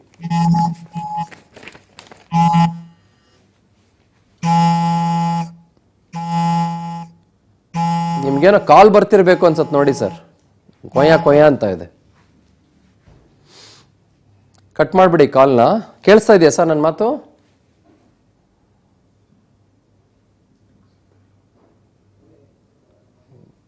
ಕೇಳಿಸ್ತಡ್ರಿ, ಟ್ರೈ ಮಾಡೋಣ. ಒಂದೇ ಒಂದು ಸೆಕೆಂಡು. ಮುತ್ತು ನಾಯ್ಕರ್ ಸರ್, ನನ್ನ ಮಾತು ಕೇಳಿಸ್ತಾ ಇದೆಯಾ ನಿಮಗೆ? ಕೇಳಿಸ್ತಾ ಇದೆ ಸರ್. ವಂಡರ್ಫುಲ್. ಕೇಳಿಸ್ತಾ ಇದೆ. ಹೇಳಿ ಸರ್, ಗೋ ಹೆಡ್ ಸರ್, ಮಾತಾಡಿ ಸರ್. ಸರ್, ಏನ್ ಬಾಗಲಕೋಟೆಯಲ್ಲಿ ನೀವು ಹೇಳಿದ ಹಾಗೆ ಪರಿಸ್ಥಿತಿ ತುಂಬಾ ಕಠಿಣ ಇದೆ ಎರಡು ಪಕ್ಷಗಳಿಗೆ. ಓಕೆ. ರಾಜ್ಯ ಸರ್ಕಾರದ ವಿರುದ್ಧ ನಕಾರಾತ್ಮಕ ಅಂಶಗಳಿವೆ, ಸಕಾರಾತ್ಮಕ ಅಂಶಗಳು ಕೆಲ ಇವೆ. ಹಾಗೆ ಬಿಜೆಪಿ ವಿರುದ್ಧನೂ ಕೆಲವು ಅಂಶಗಳು, ಬಿಜೆಪಿ ಪರವಾಗಿ ಕೆಲವು ಅಂಶಗಳಿವೆ. ಸದ್ಯ ಮೇಲ್ನೋಟಕ್ಕೆ ಬಿಜೆಪಿ ಕಂಡು ಬರ್ತಾ ಇದೆ. ಬಿಜೆಪಿ ಕಾಂಗ್ರೆಸ್ಗಿಂತಲೂ ಸ್ವಲ್ಪ ಇನ್ನು 4 ದಿನ ಚುನಾವಣೆ 4 ದಿನ ಇರೋದ್ರಿಂದ ಇದೇ ಅಂತಿಮ ಅಂತೂ ಹೇಳಲಿಕ್ಕೂ ಆಗೋದಿಲ್ಲ. ಓಕೆ. ಮತದಾರರ ಒಲವು ಯಾವ ಕಡೆ ಹೇಗೆ ಅನ್ನೋದು ಸುಲಭವಾಗಿ ಗುರುತಿಸೋಕ್ ಆಗೋದಿಲ್ಲ. ಮತದಾರರ ಒಳಮನಸ್ಸಿನಲ್ಲಿ ಏನಿದೆಯೋ ಹೊರಗೆ ಏನಿದೆಯೋ ಅನ್ನೋದು. ಆದ್ರೆ ಅಭ್ಯರ್ಥಿಗಳ ಪರವಾದಂತ ನೀವು ಹೇಳಿದ ಹಾಗೆ ಉಮೇಶ್ ಮೇಟಿ ಕ್ಷೇತ್ರಕ್ಕೆ ಹೊಸಬ. ಅವ್ರ ತಂದೆ ಮಂತ್ರಿ ಆಗಿದ್ರು, ಸಚಿವ ಆಗಿದ್ರು, ಪಾರ್ಲಿಮೆಂಟ್ ಮೆಂಬರ್ ಆಗಿದ್ರು. ಇವರು ಅವ್ರ ತಂದೆ ಪರವಾಗಿ ಮನೆಯಲ್ಲಿ ಕುಳಿತು ಸಾರ್ವಜನಿಕ ಕೆಲಸ ಮಾಡಿದ್ದಾರೆ. ಆ ಹಿನ್ನೆಲೆಯೂ ಇದೆ ಉಮೇಶ್ ಅವರಿಗೆ. ಆದ್ರೆ ಸಾರ್ವಜನಿಕರಿಗೆ ಇತರ ಈ ಚರಂತಿ ಮಠವ್ರಿಗಿರುವಷ್ಟು ವರ್ಚಸ್ಸು ಪ್ರಭಾವ ಉಮೇಶ್ ಅವ್ರದ್ದು ಇಲ್ಲ ಕ್ಷೇತ್ರದಲ್ಲಿ. ಅವ್ರಿಗೇನು ಒಂದು ಫಲ ಅಂದ್ರೆ ಅವರ ಸಮುದಾಯ, ಅವರ ತಂದೆಯ ಸಾವಿನ ಅನುಕಂಪದ ಅಲೆ, ಸಿದ್ದರಾಮಯ್ಯ ಅವರ ಒಂದು ಸಪೋರ್ಟ್, ಒಂದೇ ಜನಾಂಗದವರು ಆಗಿರೋದ್ರಿಂದ, ದಿವಂಗತ ಎಚ್ ಎಂ ಮೇಟಿ ಅವರು ಸಿದ್ದರಾಮಯ್ಯ ಅವರಿಗೆ ಬಲಗೈ ಬಂಟಾಗಿ ಕೆಲಸ ಮಾಡೋದ್ರಿಂದ ಸಿದ್ದರಾಮಯ್ಯ ಅವರು ಕೂಡ ಕ್ಷೇತ್ರದ ಅಭಿವೃದ್ಧಿಗೆ ಮೇಟಿ ಅವರಿಗೆ ಸಾಕಷ್ಟು ಅನುದಾನ ಕೊಟ್ಟಿದ್ದಾರೆ. ಅವರು ಸಾಧ್ಯವಾದ ಮಟ್ಟಿಗೆ ಅಭಿವೃದ್ಧಿ ಕೆಲಸಗಳನ್ನ ಮಾಡಿದ್ದಾರೆ. ನವನಗರದಲ್ಲಿ ಆಗಿರ್ಬೋದು, ಗ್ರಾಮೀಣ ಪ್ರದೇಶದಲ್ಲಿ ಆಗಿರ್ಬೋದು, ಮೇಟಿ ಅವರು ಕೆಲವು ಒಳ್ಳೆ ಕೆಲಸಗಳನ್ನ ಮಾಡಿದ್ದಾರೆ. ಅವುಗಳ ಬೆಂಬಲದೊಂದಿಗೆ ಉಮೇಶ್ ಮೇಟಿ ಅವರಿಗೆ ಮತಯಾಚನೆ ಮಾಡ್ತಾ ಇದ್ದಾರೆ. ವೀರಣ್ಣ ಚಿರಂತಿ ಮಠರು ಕೂಡ ನೀವು ಹೇಳಿದ ಹಾಗೆ ಮತ್ತು ರವೀಂದ್ರ ರೇಷ್ಮೆ ಸರ್ ಹೇಳಿದ ಹಾಗೆ ಅವರು ಅತಿ ಒಂದು ಪ್ರಭಾವಿ ವ್ಯಕ್ತಿಗಳು ತಾಲೂಕಿನಲ್ಲಿ. ಅವರದು ಶಿಕ್ಷಣ ಸಂಸ್ಥೆಗಳ ಮೂಲಕ ಸಾವಿರಾರು ಜನರಿಗೆ ಉದ್ಯೋಗ ಕೊಟ್ಟಿದ್ದಾರೆ, ಸಾವಿರಾರು ಜನ ಶಿಕ್ಷಣ ಪಡೆದಿದ್ದಾರೆ. ಅವರೆಲ್ಲರೂ ಚರಂತಿ ಮಠರ ಪರವಾದ ಒಲವು ಇರುವಂತ ಒಂದು ಅಲೆ ಇದೆ. ಮೇಲಾಗಿ ಅವರು ಲಿಂಗಾಯತರ ವೋಟ್ ಬ್ಯಾಂಕು ಸೇಫ್ಟಿ ಆಗಿರುತ್ತೆ ಯಾವಾಗ್ಲೂ. ಅದು ಚರಂತಿ ಮಠ ಅವರಿಗೆ ಪ್ಲಸ್ ಪಾಯಿಂಟ್. ಮತ್ತೆ ಹಿಂದೂ ನಾವು ತಮ್ಮ ಪರವಾಗಿ ಸದುಪಯೋಗಪಡಿಸಿಕೊಳ್ಬೇಕು ಅನ್ನೋ ಉದ್ದೇಶದಿಂದ ಪ್ರತಾಪ್ ಸಿಂಗ್ ಅಂತ ಕಟ್ಟಾಯ ಹಿಂದುತ್ವವಾದಿಗಳನ್ನ ಬಸವನಪುರ ಯತ್ನಾಳ್ ಕರೆಸಿ ಮತದಾರರ ಮೇಲೆ ಪ್ರಭಾವ ಬೀರ್ಲಿಕ್ಕೆ, ವಿಶೇಷವಾಗಿ ಈ ಯುವಕರನ್ನ ಬಿಜೆಪಿ ಅತ್ತ ಸೆಳೆದುಕೊಳ್ಳಲಿಕ್ಕೆ ಸಾಕಷ್ಟು ಪ್ರಯತ್ನವನ್ನು ಅವರು ನಡೆಸಿದ್ದಾರೆ.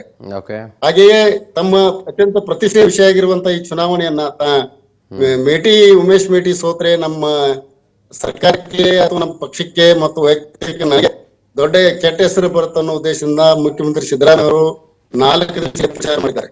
ಮೊದಲನೇ ಸಲ ಬಂದಾಗ 2 ದಿವಸ, ಇವತ್ತು ನಿನ್ನೆ ಇಲ್ಲೇ ಪ್ರಚಾರ ಮಾಡ್ತಾ ಇದ್ದಾರೆ. ಅವರಿಗೆ ಮೇಟಿ ಸೋತ್ರೆ ಕುರುಬ ಸಮಾಜದ ಪ್ರಾತಿನಿಧ್ಯ ಹೊಂದಿರತಕ್ಕಂತ ಕ್ಷೇತ್ರ, ಇನ್ನೊಂದು ಕುರುಬ ಸಮಾಜ ಮತ್ತೆ ಶಾಸಕರಾಗಲಿಕ್ಕೆ ಸಾಧ್ಯ ಇಲ್ಲ ಒಂದ್ ವೇಳೆ ಉಮೇಶ್ ಮೇಟಿ ಸೋತ್ರೆ ಅಂತಕ್ಕಂತ ಒಂದು.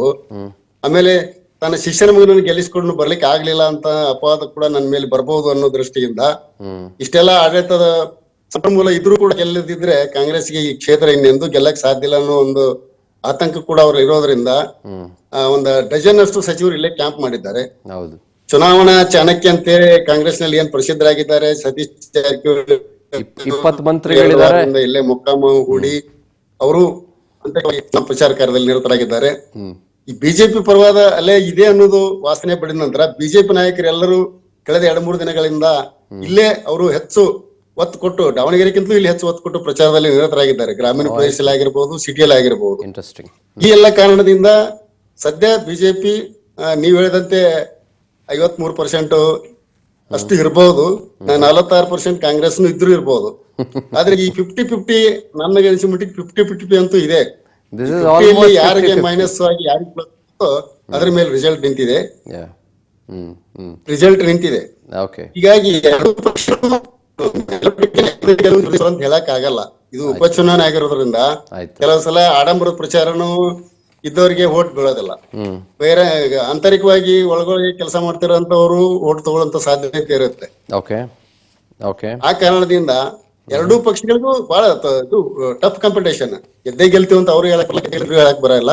ಬಟ್ ಸ್ಥಳೀಯ ಪರಿಸ್ಥಿತಿಗಳನ್ನ, ಸ್ಥಳೀಯ ಸಮಸ್ಯೆಗಳನ್ನ ನೋಡಿದಾಗ ಬಿಜೆಪಿ ಮುಂದಿರೋದಂತೂ ಸತ್ಯ. Right sir, thank you so much for joining sir. Thanks a lot. ಒಂದು ಸಣ್ಣ ವಿರಾಮ ತೆಗೆದುಕೊಳ್ಳೋಣ. ವಿರಾಮಕ್ಕಿಂತ ಮುಂಚೆ ಇನ್ನೊಂದು ಸ್ಮಾಲ್ ರೀಕ್ಯಾಪ್ ಎಷ್ಟು ಪರ್ಸೆಂಟೇಜ್ ಆಫ್ ವೋಟ್ಗಳು ಬಂದಿದ್ದಾವೆ ಅಂತ. ನಾನು ನಂಬರ್ಸ್ ಕೂಡ ಹೇಳ್ಬಿಟ್ಟು ನಿಮಗೆ ವೋಟಿಂಗ್ ಪರ್ಸೆಂಟೇಜ್ ಅಂತೂ ಕಾಣಿಸ್ತಾನೆ ಇದೆ ನಿಮ್ಮ ಮುಂದೆ. 46% ಕಾಂಗ್ರೆಸ್ ಬಾಗಲಕೋಟೆ ಮಾತಾಡ್ತಾ ಇದ್ದೀನಿ, 53% BJP Bagalkote. Once again 1% very negligible percentage others ಬಂದಿದೆ. ಅಂದರೆ 159 ವೋಟ್ಗಳನ್ನು ಇತರರು ಪಡ್ಕೊಂಡಿದ್ದಾರೆ. ವೀರಣ್ಣ ಚರಂತಿಮಠರು 8,411 ಮತಗಳನ್ನು ಪಡೆದುಕೊಂಡಿದ್ದಾರೆ. ಅದರ ಜೊತೆಗೆ ಉಮೇಶ್ ಹುಲ್ಲಪ್ಪ ಮೇಟಿ ಸಾಹೇಬರು 7,300 ಮತಗಳನ್ನು ಪಡೆದುಕೊಂಡಿದ್ದಾರೆ. ಅವರ ತಂದೆಯ ಸಾಧನೆ ಅಂತ ಹೇಳ್ತಾರೆ. ಹೌದು, ಸಾಧನೆ ಭಾಳ ಇದೆ. ಒಂದು ಸ್ಮಾಲ್ ಬ್ರೇಕ್ ತಗೊಳ್ಳೋಣ. ಬ್ರೇಕ್ನ ನಂತರದಲ್ಲಿ ನಾವು ದಾವಣಗೆರೆ ದಕ್ಷಿಣ ಮತಕ್ಷೇತ್ರದ ಕಡೆಗೆ ಗಮನ ಹರಿಸೋಣ. ಅದರ ರಿಸಲ್ಟ್ ನಿಮ್ಮ ಮುಂದೆ. ನಮ್ಮ ಇವತ್ತಿನ ರಾಜ್ ಪೊಲಿಟಿಕಲ್ ಕಂಟ್ರೋಲ್ ರೂಮ್ಗೆ ದಾವಣಗೆರೆ ದಕ್ಷಿಣ ಕ್ಷೇತ್ರದಿಂದ ಬಂದಂಥ ಕರೆಗಳ ಸಂಖ್ಯೆ ಎಷ್ಟು and what are the results? Let's go for a small break. ನಮಸ್ಕಾರ, hello, Raj political control room. ನಾನು ಚಂದನ್ ಶರ್ಮಾ ನಿಮ್ಮ ಜೊತೆಗೆ. ಬಾಗಲಕೋಟೆ ಬಗ್ಗೆ ನಾವು ಗಮನ ಹರಿಸ್ತಾ ಇದ್ದೀವಿ. ಬಾಗಲಕೋಟೆಯಲ್ಲಿ ಬಿಜೆಪಿಯ ವೀರಣ್ಣ ಚರಂತಿಮಠರು 53%, ಅದರ ಜೊತೆಗೆ ಉಮೇಶ್ ಹುಲ್ಲಪ್ಪ ಮೇಟಿ ಅವರು 46%. ಆಮೇಲೆ ಇತರರು ಕೇವಲ 159 ಮತಗಳನ್ನು ಪಡೆದುಕೊಳ್ಳುವ ಮೂಲಕ 1% ಪ್ರಾಬಲ್ಯವನ್ನ ಹೊಂದಿದ್ದಾರೆ ಅನ್ನೋದ್ರ ಬಗ್ಗೆ ನಾವು ಮಾತನಾಡ್ತಾ ಇದ್ವಿ. ಅದು ನಮಗೆ ಇವತ್ತು ಬೆಳಗ್ಗೆ 9 ಗಂಟೆಯಿಂದ 1 ಗಂಟೆವರೆಗೂ ಬಂದಂತಹ ಫೋನ್ ಕರೆಗಳ ಆಧಾರದಲ್ಲಿ ನಿಮ್ಮ ಮುಂದೆ ನಾವು ಇಟ್ಟಂತ ಪಕ್ಕಾ ರಿಸಲ್ಟ್. ಈಗ ನಾವು ಗಮನ ಹರಿಸಬೇಕಾಗಿರೋದು ದಾವಣಗೆರೆ ಸೌತ್. ಇನ್ಫ್ಯಾಕ್ಟ್ ಬಾಗಲಕೋಟೆಗಿಂತ ದಾವಣಗೆರೆ ಸೌತ್ ಇದೆಯಲ್ಲ, ಬಹಳ ಇಂಟ್ರೆಸ್ಟಿಂಗ್ ಅಂತ ಅನ್ನಿಸ್ತಾ ಇದೆ ನಿಮಗೆ. ಆ ದಾವಣಗೆರೆ ಸೌತ್ ನ ಬಗ್ಗೆ ಇರುವಂತಹ ಕೆಲವು ಅಪ್ಡೇಟ್ಗಳನ್ನು ನೋಡ್ಕೊಂಡ್ ಬರೋಣ. ಅಲ್ಲಿನ ವಿಷಯ ಏನು ಅದನ್ನು ಗಮನಿಸಿ ಬಿಡೋಣ. ಇವಾಗ ದಾವಣಗೆರೆ ದಂಗಲ್ನಲ್ಲಿ ಯಾರಿಗೆ ಶಾಕಿಂಗ್ ರಿಸಲ್ಟ್ ಅನ್ನೋದೇ ಬಹಳ ಇಂಟ್ರೆಸ್ಟಿಂಗ್ ಪ್ರಶ್ನೆ ಸ್ವಾಮಿ. ಆಯ್ತಾ? ಕಾಂಗ್ರೆಸ್ ಅಭ್ಯರ್ಥಿ ಸಮರ್ಥಗೆ 8,244 ಮತಗಳು. ಬಿಜೆಪಿಯ ಶ್ರೀನಿವಾಸ್ ದಾಸಕರಿಯಪ್ಪ ಅವರಿಗೆ 7,876. Absolutely interesting. ಇನ್ ಜನ ಬ್ಲಾಂಕ್ ಆಗಿರೋದು ಯಾಕೆ ಅಂತಂದ್ರೆ ಇದೇ ಕಾರಣಕ್ಕೆ. ಏನ್ರಿ ಇದು, ಈ ತರದಲ್ಲಿ ನೆಕ್ ಟು ನೆಕ್ ಫೈಟ್ ಇದೆ ಅಂತ. ನಮ್ ಬ್ರೇಕಿಂಗ್ ಬ್ಲಾಂಕ್ ಆಗಿದ್ದಲ್ಲ, ಜನರ ಮೈಂಡ್ ಸೆಟ್ ಬ್ಲಾಂಕ್ ಆಗಿದೆ ಅಲ್ಲಿ, ಗೊತ್ತಾಯ್ತಾ? ಅದೇ ರೀತಿ ನೋಡಿ, ಹಿಂಗೆ ಖಾಲಿ ಆಗ್ಬಿಟ್ಟಿದೆ. ಏನ್ ಸ್ವಾಮಿ, ಏನು 1% 2% ಅಂತ? Absolutely true. ಅದಕ್ಕೇನೆ ನೋಡಿ, ಅವ್ರಿಗೆ 8,244 ಅಂತಂದ್ರೆ ಇವ್ರಿಗೆ 7,876 ಮತಗಳು. ಎಷ್ಟು ಡಿಫರೆನ್ಸ್ ಆಯ್ತು? Not even 2%, not even 1%. ನೋಡೋಣ ಅದನ್ನ ಎಷ್ಟು ಪರ್ಸೆಂಟು ಅಂತ. ದಿಸ್ ಇಸ್ ವೇರ್ ದಾವಣಗೆರೆಯ ದಕ್ಷಿಣ ಮತಕ್ಷೇತ್ರ ಇದೆಯಲ್ಲ is getting very very very very very intensified. ಇದು ಬಹಳ ಬಹಳ ಬಹಳ ಬಹಳ ಬಹಳ ಇಂಟ್ರೆಸ್ಟಿಂಗ್ ಆಗಿದೆ. ನಾನು ಮತ್ತೆ ಓದಿ ಹೇಳ್ತೀನಿ ನಿಮಗೆ. ನಮಗೆ ಕರೆಗಳು ಬಂದಿದ್ದು ಸರಿಸುಮಾರು 17,000ಕ್ಕಿಂತ ಹೆಚ್ಚು. ಆಮೇಲೆ ಇತರರು, ಅದು ಇನ್ನೊಂದು ಇಂಟ್ರೆಸ್ಟಿಂಗ್ ಪಾಯಿಂಟ್ ಇದೆ ನಿಮಗೆ. ಅದರ್ಸ್ ಯಾಕೆ? ಸರಿಸುಮಾರು 25 ಜನ ನಿಮಗೆ ದಾವಣಗೆರೆ ಮತಕ್ಷೇತ್ರದಿಂದ ಈ ಸಲ ಸ್ಪರ್ಧೆ ಮಾಡಿದ್ದಾರೆ. ಅಲ್ಲಿ ಮುಸಲ್ಮಾನರ ವೋಟ್ ಧ್ರುವೀಕರಣ, ಮುಸಲ್ಮಾನರಿಗೆ ಟಿಕೆಟ್ ಸಿಗ್ಲಿಲ್ಲ ಅನ್ನುವ ನೋವು, ಆ ಪೈಲ್ವಾನ್ರು ಮೊದಲಿಗೆ ತೊಡೆ ತಟ್ಟಿದ್ದು, ಆಮೇಲೆ ಸುಮ್ಮನಾಗಿದ್ದು, ನಾನು ಇನ್ಮೇಲೆ ತೊಡೆ ತಟ್ಟೋದಿಲ್ಲ ಅಂತ ಹೇಳಿದ್ದು, ನಾನು ಕಾಂಗ್ರೆಸ್ಗೇನೆ ಸಪೋರ್ಟ್ ಮಾಡ್ತೀನಿ ಅಂತ ಹೇಳಿದ್ದು, ನೀವು ತೊಡೆ ತಟ್ಟಲಿಲ್ಲ ಅಂತೇನಂತೆ. ನಾವು ಖಂಡಿತವಾಗ್ಲೂ ಕೂಡ ಸ್ಪರ್ಧೆ ಮಾಡ್ತೀವಿ ಅಂತ ಇತರರು ಸುಮಾರು ಜನ ನಿಂತ್ಕೊಂಡಿದ್ದಾರೆ. So 46% Congress, 44% BJP, 10% others. ಇದು ಯಾರಿಗೆ ಹೊಡ್ತಾ? ನಾನು ಬೆಳಗ್ಗೆ ಮೇಡಮ್ ಪ್ರಭಾ ಮಲ್ಲಿಕಾರ್ಜುನ್ ಅವ್ರ ಹತ್ರ ಮಾತಾಡ್ತಾ ಇದ್ದೆ. ಅವ್ರು ಹೇಳ್ತಾ ಇದ್ರು, ನಾವು ಎಲ್ಲ ಸರಿ ಮಾಡ್ಕೊಂಡಿದ್ದೀವಿ, ಎಲ್ಲರ ಜೊತೆಗೆ ಮಾತಾಗಿದೆ, ಸಮರ್ಥರಾಗ್ತಾರೆ.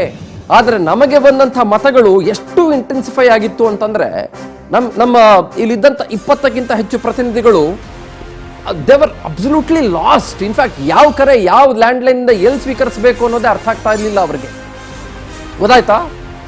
ಸೊ ಹಾಗಾಗಿ ಸಮರ್ಥರು ವಿಕ್ಟ್ರಿ ಸಿಂಬಲ್ ಇಟ್ಕೊಂಡು ನಗ್ತಾ ಇದ್ದಾರೆ. ಹೌದು, ಇದು ದಾವಣಗೆರೆ ಗ್ಲಾಸ್ ಹೌಸ್, ಹೌದು. ಆದರೆ ದಾವಣಗೆರೆಯ ಗ್ಲಾಸ್ ಹೌಸ್ನ ಮೇಲೆ ನಗ್ತಿದ್ದಾರೆ, ಹೌದು.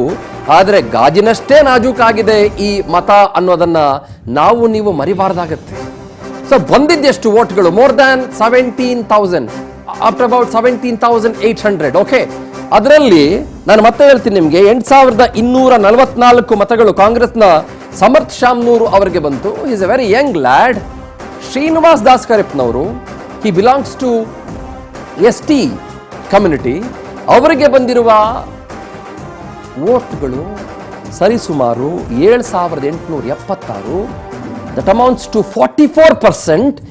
ಇನ್ನು ಸುಮಾರು ಜನ ಇದ್ದಾರೆ, ಅಫ್ಸರ್ ಕೊಡ್ಲಿಪೇಟೆ ಅಂತಿದ್ದಾರೆ, ಇನ್ನು ಸುಮಾರು ಜನ ಇದ್ದಾರೆ, ಭಾಳ ಜನ ಇದ್ದಾರೆ. ಅದರಲ್ಲಿ ಮುಸಲ್ಮಾನರೇ ಒಂದು 6ರಿಂದ 7 ಜನ ಇದ್ದಾರೆ. ಆಯ್ತಾ? ಆಮೇಲೆ ನಿಮ್ಗೆ ಗೊತ್ತಿರೋ ಹಾಗೆ ದಾವಣಗೆರೆಯ ಹಲವು ಪ್ಯಾಕೆಟ್ಗಳಲ್ಲಿ KTJ ನಗರ, ಶಾಮನೂರು ನಗರ, ಹೀಗೆ ಸುಮಾರು ಪ್ಯಾಕೆಟ್ಗಳಲ್ಲಿ ಮುಸಲ್ಮಾನರು ಹಂಚೋಗಿದ್ದಾರೆ. ಸರಿಸುಮಾರು ಒಂದು 2 ಲಕ್ಷ ಮತಗಳು ಅಂತ ಅನ್ಕೊಳ್ಳಿ, 2 ಲಕ್ಷ ವೋಟರ್ಸು ಅಂತ ಅನ್ಕೊಳ್ಳಿ. ಫಸ್ಟ್ ಟೈಮ್ ವೋಟರ್ಸ್ದು ಬೇರೆ, ಸೆಕೆಂಡ್ ಟೈಮ್ ವೋಟರ್ಸ್ದು ಬೇರೆ, ಮಹಿಳಾ ಮಣಿಗಳದ್ದು ಬೇರೆ. ಇನ್ನು ಕೆಲವರು ಇಲ್ಲ ನಾವು ಕಾಂಗ್ರೆಸ್ಗೆ ಯಾವತ್ತೂ ಕೂಡ ಋಣಿಯಾಗಿರ್ತೀವಿ ಅನ್ನೋದು ಬೇರೆ, ಡೆಡಿಕೇಟೆಡ್ ವೋಟ್ಗಳು ಬೇರೆ. ಇಲ್ಲ ಅಪ್ಪಾಜಿ ಅವ್ರ ಓಟು 6 ಸಲ ಗೆದ್ದಿದ್ರು ಅನ್ನೋದು ಬೇರೆ. ಮತ್ತೊಂದು ಕಡೆ ಇಲ್ಲ ಸರ್ ಏನು ಅವ್ರು ಕೊಡೋರಿಗೆ ಕೊಡ್ತಾ ಇದ್ದಾರೆ, ಯಾಕೆ ಕೊಡಬೇಕು ಅವ್ರಿಗೆ ಅನ್ನೋದು ಬೇರೆ. At the same point in time ನನಗೊಂದು ಪ್ರಶ್ನೆ ಇದೆ. ಇಲ್ಲಿ ಒಂದು ಹಂತದಲ್ಲಿ ವೀರಶೈವ ಲಿಂಗಾಯತ ಅಭ್ಯರ್ಥಿಯನ್ನ BJP ಫೀಲ್ಡ್ ಮಾಡಿಲ್ಲ.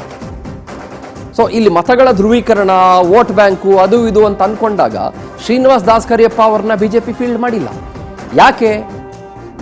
ವೀರಶೈವ ಮಹಾಸಭಾದ ಅಧ್ಯಕ್ಷರಾಗಿದ್ದಂಥವ್ರು, ಹಿರಿಯರಾಗಿದ್ದಂಥ ಶಾಮನೂರು ಅವರು ಯಾರೋ BJPಯವರೇ ಹೀಗೆ ಕೇಳಿಸ್ಕೊಂಡಿದ್ದ ಮಾತು ನಾನು ಎಡಗಡೆಗಿವಿಯಲ್ಲಿ ಏನು ಅಂತಂದ್ರೆ, ಯಾಕೊಂದು 2 ವರ್ಷಕ್ಕೋಸ್ಕರ ಸುಮ್ಮನೆ ವೀರಶೈವರ ಎಲ್ಲ ವೋಟ್ಗಳನ್ನು ಕಿತ್ಕೊಂಡ್ಬಿಟ್ಟು ಅವರ ಕೆಂಗಣ್ಣಿಗೆ ಗುರಿಯಾಗಬೇಕು, ಸುಮ್ಮನೆ ಯಾಕೆ ಬೇಡ, ನಾವು ಶ್ರೀನಿವಾಸ್ ದಾಸ್ ಕರಿಯಪ್ಪ ಅವ್ರನ್ನ ಫೀಲ್ಡ್ ಮಾಡೋಣ. ಆದರೆ BJP ಡಿಡ್ ನಾಟ್ ಎಕ್ಸ್ಪೆಕ್ಟ್ ಇಲ್ಲಿರುವ ಮುಸಲ್ಮಾನರು ರೆಬೆಲ್ ಆಗ್ತಾರೆ ಕಾಂಗ್ರೆಸ್ನ ವಿರುದ್ಧ ಅಂತ. ಒಂದಂತಕ್ಕೆ BJP ಇದನ್ನು ಬಿಟ್ಟೇ ಕೊಟ್ಬಿಡೋಣ ಅನ್ನೋ ಅಂತ ಕಿತ್ತು ಅಂತ ಮಾತಾಡ್ತಾರೆ. ನನಗೆ ಗೊತ್ತಿಲ್ಲ ಅದೆಷ್ಟು ನಿಜನೋ ಎಷ್ಟು ಸುಳ್ಳೋ, ಅದು ಅವ್ರವ್ರನ್ನೇ ಕೇಳಬೇಕು, ನನಗೆ ಗೊತ್ತಿಲ್ಲ. ಆಯ್ತಾ? So let's go to the plus and minus points quickly. ಅದಾದ್ಮೇಲೆ ಹಿರಿಯರು ರವೀಂದ್ರ ರೇಷ್ಮೆ ಸರ್ನ ಮಾತನಾಡಿಸ್ತೀನಿ ನಾನು. ಇನ್ನು ಸುಮಾರು ವಿಚಾರಗಳಿದ್ದಾವೆ.